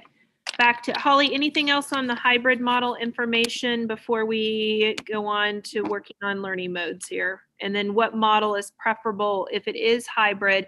Again, I think to the point that was brought up, I don't know that we've decided as a group right now whether it's hybrid or remote. I think we're looking at what a hybrid model would look like at this point. We have to, again, go back to the data, see where we're at and what would be best. Really, we're looking at, folks, a week and a half. That's what we're looking at, because we have a holiday in there. 1 week and 2 days. So 1 week and 2 days, and what would be most beneficial in there for 1 week and 2 days of operation? Okay, Holly, you have the model of choice there if we were hybrid highlighted, or do you need some feedback? I do not have one highlighted for high school. I am. High school wants the 2 days a week, the hybrid option 1. Yeah. Let me just speak for all 3 of us. Yeah, you do it, Allison. 2 days a week. Okay, so that's for high school. And then for middle school, we are looking at the staff in person 4 days a week as well, and reshuffling all those sibling groups. Before we go too far to that, do we want to have all secondary match? I was going to say it makes it, that helps with consistency. If the kids are at school Monday, Tuesday, Thursday, Friday, it might help if they match. Yeah, we have the AB set up for that. Well, yep, they're actually already set up that way, where the Bs come on Thursday, Friday, the As come on Monday, Tuesday. Yeah, that's true. Is that? Yeah, I just want to make sure that for the parents' family's sake, make sure we match whatever we can. Okay. So does that mean then we would be reshuffling all those sibling groups?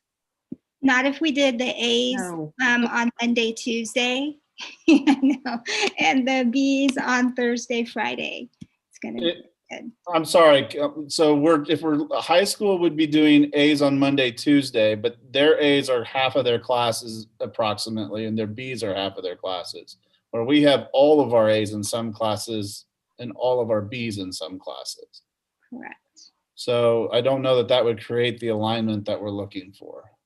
So then you would be looking at this model if you're wanting to make the alignment match. It's the non-educator maybe in the room, just trying to wrap my head around this. Is this more an administrative decision on hybrid, or do we just need to make, for the purpose of this committee, make the decision on the learning mode, or do you want the entire committee's input on the type of hybrid model, if that's the direction that goes? Just asking for sake of time and conferences tonight for a lot of us.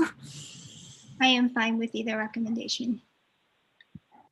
And I think that is a good point. I mean, I think we almost need to determine if we're going to make changes at the middle school, what that looks like, and then at the high school. So would it make sense to start with the middle school, see if we want to make any changes? Maybe we don't, maybe we do, and then figure out from there, because I kind of feel like we're trying to figure out all the details and we don't know 100% what direction we're going at this point. Sure, we can go ahead. If you're asking, we could go ahead and vote starting. You want to start with elementary? I think elementary wise, when we looked at it with our cases that we have are very minimal at the elementary level. So we would, is that correct, Nikki, at this point? Are we running, we're looking okay at elementary comparison to where we've been at? Yep, 4 in the past 2 weeks. Okay, so keeping that in mind, throwing out with, again, we're operating in orange, so elementary could either be in person or hybrid, but throwing out their comfort level with this group of operating in person for elementary. And then we'll take secondary separately. So let's vote on, and I think Latona has a poll ready for elementary, and the learning mode would be proposing in person for elementary.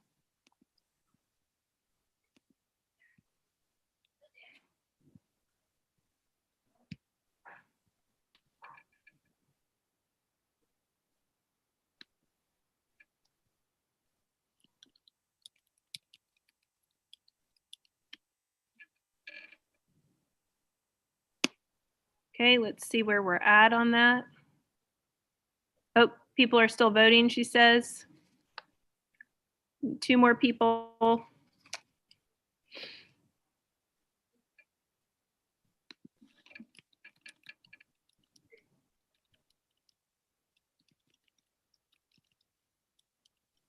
Our doctors may have stepped out. Okay, that may have been it. Okay, we can total if everybody voting, we'll take a look at what we have. All right, so the majority comfort level, keeping elementary in person, 88 to 12%. All right, let's go ahead and talk a little bit about, before we pose the question of learning model, we're going to say for secondary, is there, we can take it one of two ways to say at minimum hybrid, and then if we need to look at any division out, we can vote on that later. I know it's been talked about, concern at Derby Middle. Do we need to go remote for the week and a half to clear things out and not have people there? But at minimum would be hybrid to see if we're okay just operating in hybrid, or do we have other suggestions at this point? We just need to kind of hone in on where we're at, because 2 middle schools may be different. They may be the same, or we may have the high school different. We've heard kind of the comfort level, and it sounds like they've done some feedback from staff too, but also keeping in mind the data there too. But with stress levels and stuff for the next week and a half, do you go all remote at the high school? I think it would be an interesting thing to discuss, the fact that it's the week and a half before Thanksgiving that you are keeping kids at home. If in a remote setting, you would keep everyone at home, reducing the risk of taking the virus to Thanksgiving. I agree with Allison, very much so. Getting kids, basically getting them quarantined so that they might actually be able to see family members would be pretty important.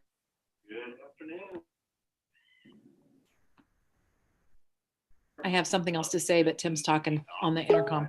Okay.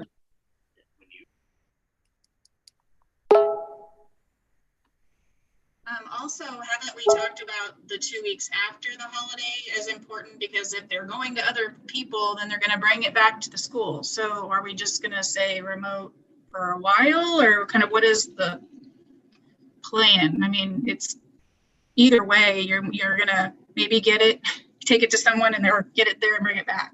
Right. I would say I expect in the next 3 days to see a considerable increase in cases at Derby High School, just because of the numbers of kids I know who are being tested. So that is what I would expect. Then we're going to be on Thanksgiving break. So there would be a little bit of a lag. Your numbers, you're not going to have the cases in the building from Wednesday, Thursday, Friday when we're not in school. So our numbers of cases in the building are going to be decreased because of that simple fact that they haven't been there, which may then influence the decision for the 3 weeks between Thanksgiving and Christmas. You'd have to kind of look down the road a little bit to see how it'll play out. But I think I would be curious to see how many people would be interested in entertaining the idea of remote for high school or for secondary at this point, before haggling over which hybrid model. Can we talk specifically about middle school and try to make a decision on middle school and then move to high school? Would that be possible, or are we trying to combine the two? Either way. We could vote on middle school. That would be fine.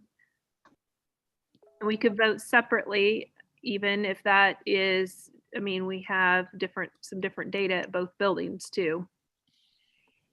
Yeah, Derby North is struggling with staff, and I know Derby Middle is struggling with quarantine.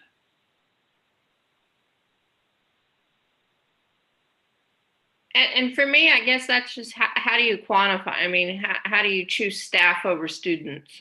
Or students over staff? So it's a struggle to say that we take them separately, because to me that seems like we're saying we may be saying, in case that gets quoted, we may be saying that one school is more important over the other school.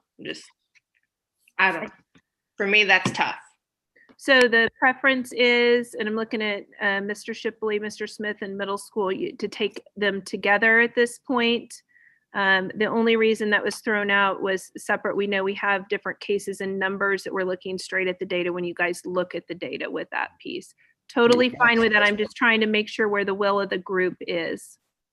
We also share staff with our remote classes. So there's also a bunch of intertwining there that would make it hard to separate a week at a time, seven school days. I don't have any objections to taking us the same. With the caveat that, you know, obviously if we have some latitude, if the situation were to deteriorate, we could always go more restrictive if need be in a particular building absent the meeting. So I know that we have that ability to do that if numbers dictate that. So, but yes, I'm comfortable with us staying the same. Okay, and if that's the case, is there from the middle school learning mode, knowing what's offered at each level, knowing what number of cases, because we use that to drive where we're at, a preference when we get ready to vote? Is that a hybrid or is that more remote?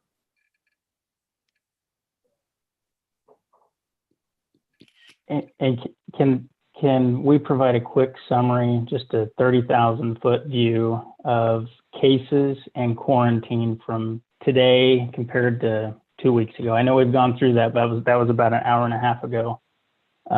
Just an overall snapshot, because again, I think what we talked about last night is really driving with data to make this decision. I have a lot of concerns about kids not getting meals at school if they're not in school. I have a lot of concerns with kids not being in the classroom, and I think our teachers and staff have been heroic in their efforts in what they've done so far. We've managed it well. Overall cases have actually not gone up significantly. Quarantine has overall come down, and so again, my perspective, again, and I definitely staff has been, they're the heroes in all of this, but I have big hesitation with kids being home by themselves, and I think a lot of parents will as well. Speaking for the middle school, since we met last, we've had over 175 kids put into quarantine, and I think 11 cases since we last met. So, how does that compare to previous weeks? way higher than any other time for both quarantined and positive cases in 2 weeks.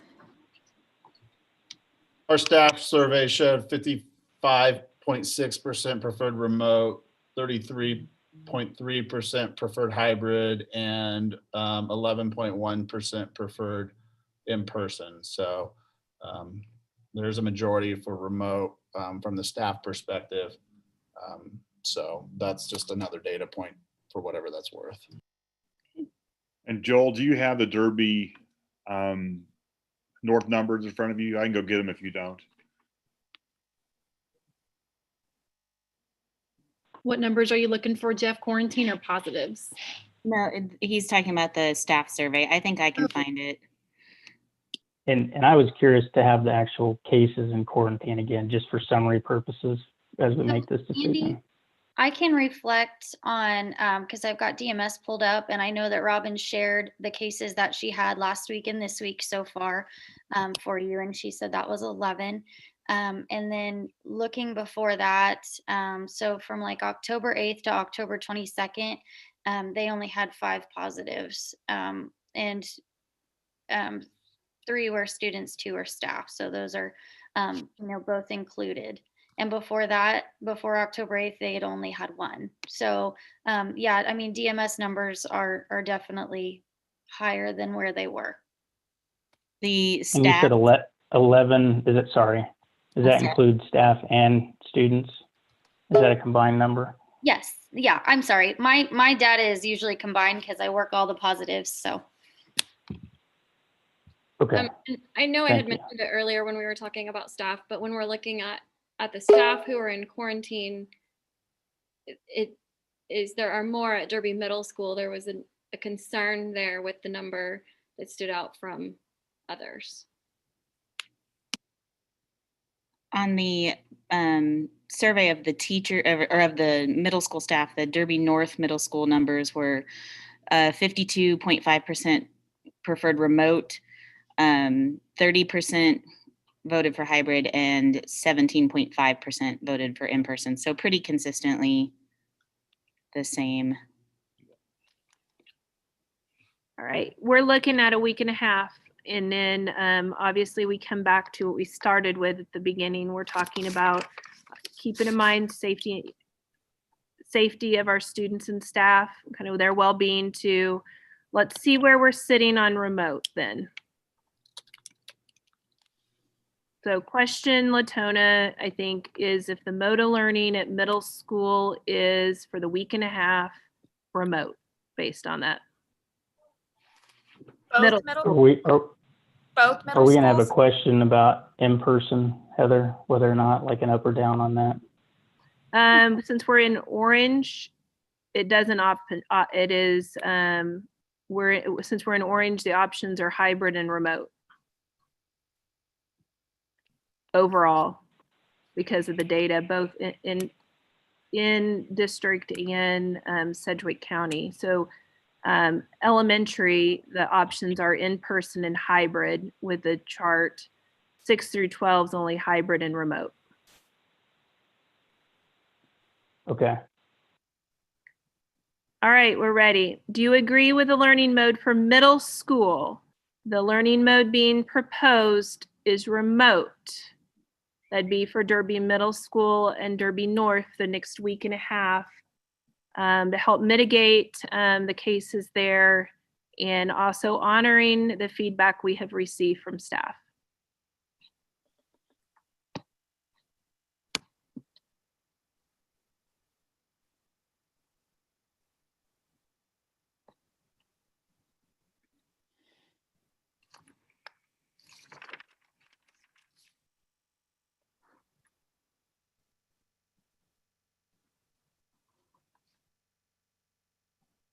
All right, everybody voted?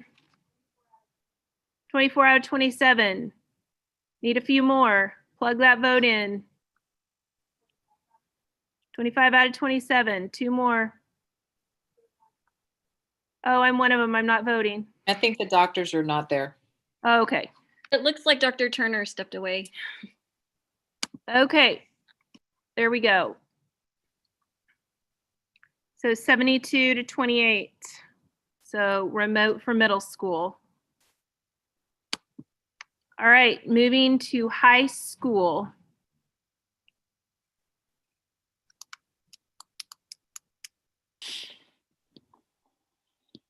Looking at thoughts, we got hybrid or remote. I think we heard earlier the feedback was for staff preference was the remote. With that, case-wise, I think we have to look at the data too. We have some concerns with numbers. Is that correct? Nikki, can you give us the quick recap so we have it with that? For high school, over the past 2 weeks, like as of last Monday to today, we are at 9 cases. If we're looking at the past 2 full weeks plus these last couple of days, we're at 13. I can share staff information for Derby High School if you'd like that. For positive cases for staff, we had no cases last week, 1 case the week before. And then for staff in quarantine, the week of November 6th, that Friday, we had 2 in quarantine. The week before that, we also had 2. So the Friday of right before Halloween, we had 2. Last week, we had 2. Okay. Recommendations from high school. We'll look at Mr. Ham. Our numbers are higher now with staff in quarantine. We talked earlier a little bit, Tim talked about critical staff, not just teachers, but operational of a building this size. We have 2 of the assistant principals are out right now. We're down a counselor, we're down 2 security people, and that may become 3. And the kitchen manager told me today at lunch that on Thursday, she's down 2 workers, one in quarantine, one's positive, the other one has a spouse who's positive. So she will have to reduce the number of serving spaces in the building to 1. And so that's going to cause a great deal of crowding, in the building as all those kids have to feed through 1 serving line. And that's a result of those particular staff members not being able to work right now. We have the data. The data has been put out. There's no need for me to make a recommendation. I'm not going to do that. That's like me making a vote. We have the 2 options. I'd like to see vote for remote or vote for hybrid, and then vote for the committee, and let's get this done. All right. Latona, can you put that up?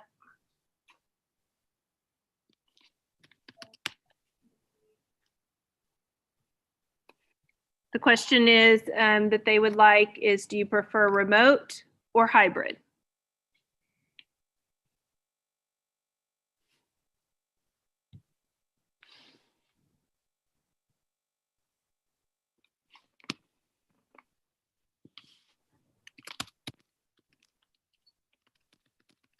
Okay, questions coming up.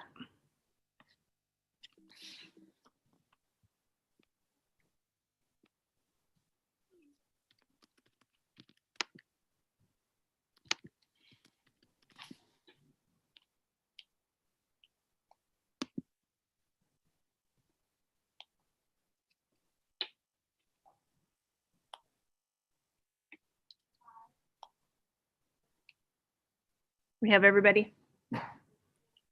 Okay, we have everybody. Okay, 65 to 35. So we would be remote at the high school. Okay.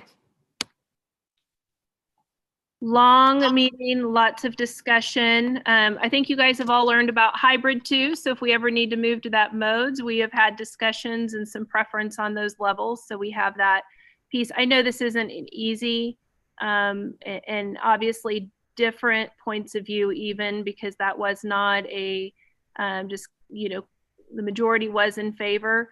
But again, I think it's taking everything into account. Bottom line, we want to make sure we're keeping students and staff safe. And working to adjust as we go. This is a week and a half. We'll make sure we get it communicated. Katie, we always end with you. Can you tell us it will come out? And as we can get this put together, probably around 4. All right. There's a couple of emails from someone to the gating committee. Did you see that? About if this was for 2 weeks and how will sports be affected? I am not on my emails, so Okay. no, do not get any. I'm totally focused on this meeting. So it just popped up. Sorry. And since we opted to go remote, we do need to discuss those pieces of it. All right, so let's take a look at that piece, and then the other is the logistics plan before we end with it. So let's talk with what you said there. The question that they had: what happens with sports? Per the board meeting last night, we have the discretion in individual sports. So the athletic activities director and myself, I believe, should make that decision based on cases within the sport teams currently participating or competing. Okay. So we would allow the high school principal and Russell Baldwin, athletics director, to do that. Any concerns with that? Okay, I see. I need to ask now, Clint and Jeff, do your competitions begin in this 2-week time period? We have girls basketball and wrestling both underway. Yep. Okay. And that's it. I think for the people that are watching and on here, it's a matter of, again, so it's clear, and what was discussed is that we would allow administration and at the building to really gauge with what's happening with a case. The fear is if this committee's voting or saying we're locked in, it may be fine one day and not fine the next, and being able to make decisions and pivot accordingly. As we see, things can change within 24 hours. So they would be doing that. We will get information out to communicate whether sports are happening during that time. Okay. What was the next question? Thank you for sharing. It was just about if this is for 2 weeks or not, and I think we answered that. It is actually a week. No, and a half. Week and 2 days. So week and 2 days. It is short term. Hopefully we can get people healthy and we can proceed forward after that with whatever mode would be the best at that time based on the numbers coming in. Rochelle, I just responded to that email as well, so that person has it in writing. And that'll be in the message that comes out in just a little bit as well. I would just add one more thing, that even though we are in remote at those schools, our food service will continue like we do remote meals now. So they'll still have access to lunch anyway. Okay, the next one is looking at our safety logistics plan for elementary. And I would pose, I think in the past, we have kind of left things the same at that. Can we take a quick poll and make sure we're fine with leaving our safety, security, logistics plan, Latona, the same as we currently have been operating? And if so, I believe that's the last item for today. And did I hear we're going to get that word out soon? Because people are watching, so people already know what we're deciding. So the sooner the better. As long as it takes to record a Skylert message and type up a message, we'll get it out as soon as possible. It'll probably be about 4 o'clock when it's out again. But yes, I'm sure it's out there. We have media watching. We have 100+ people and a whole Derby Fun chatter thread on this. So it's out there. I would like to, the committee settled in orange, correct? The column? The committee settled in orange, yes. Okay, I would like it noted that prior to board meeting last night, the activities and sports band clearly had participation in athletics and activities through orange, and now it's been extended all the way for discretion. So, yes. So any of the naysayers out there, don't jump on that all of a sudden. So we made no deviation to what would have happened last week. Right. Latona, can you, so safety, security, logistics plans pulled up. If we can again pull up the poll voting that we're voting to keep it currently where it is, we may need to pull up the copy that has where we're currently located and then the voting piece of that.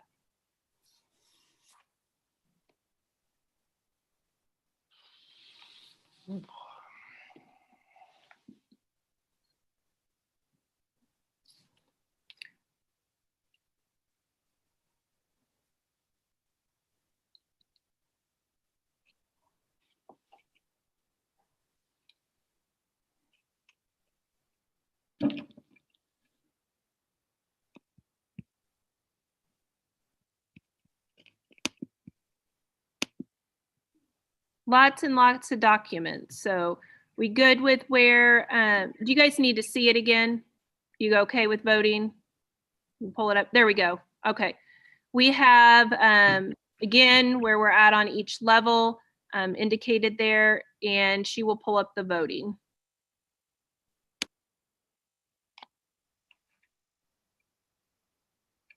Heather, this is keeping things the same. This is the voting's going to say keeping the safety, security, logistics plan the same, yes or no. Gotcha. Thank you. Yep. Seeing where we're at on that. Anything else while she gets that question generated for our discussion today? If not, as we get ready to take that last question, I will just say thank you each for, I know you've contributed a lot of time today. I think the discussion, obviously with all the data and information, much to consider with this, and taking into account, you know, some feedback from staff too, and putting that in with our data to guide our decision. So here's the last question. Do you agree to keep the logistics plan the same as the previous week? Yes or no?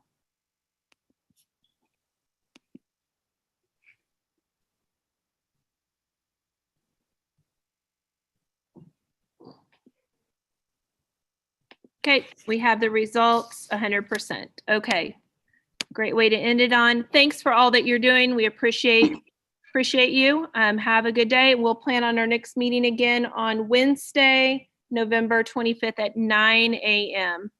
All right. Have a good one. We'll get the info out. Thank you. Yeah.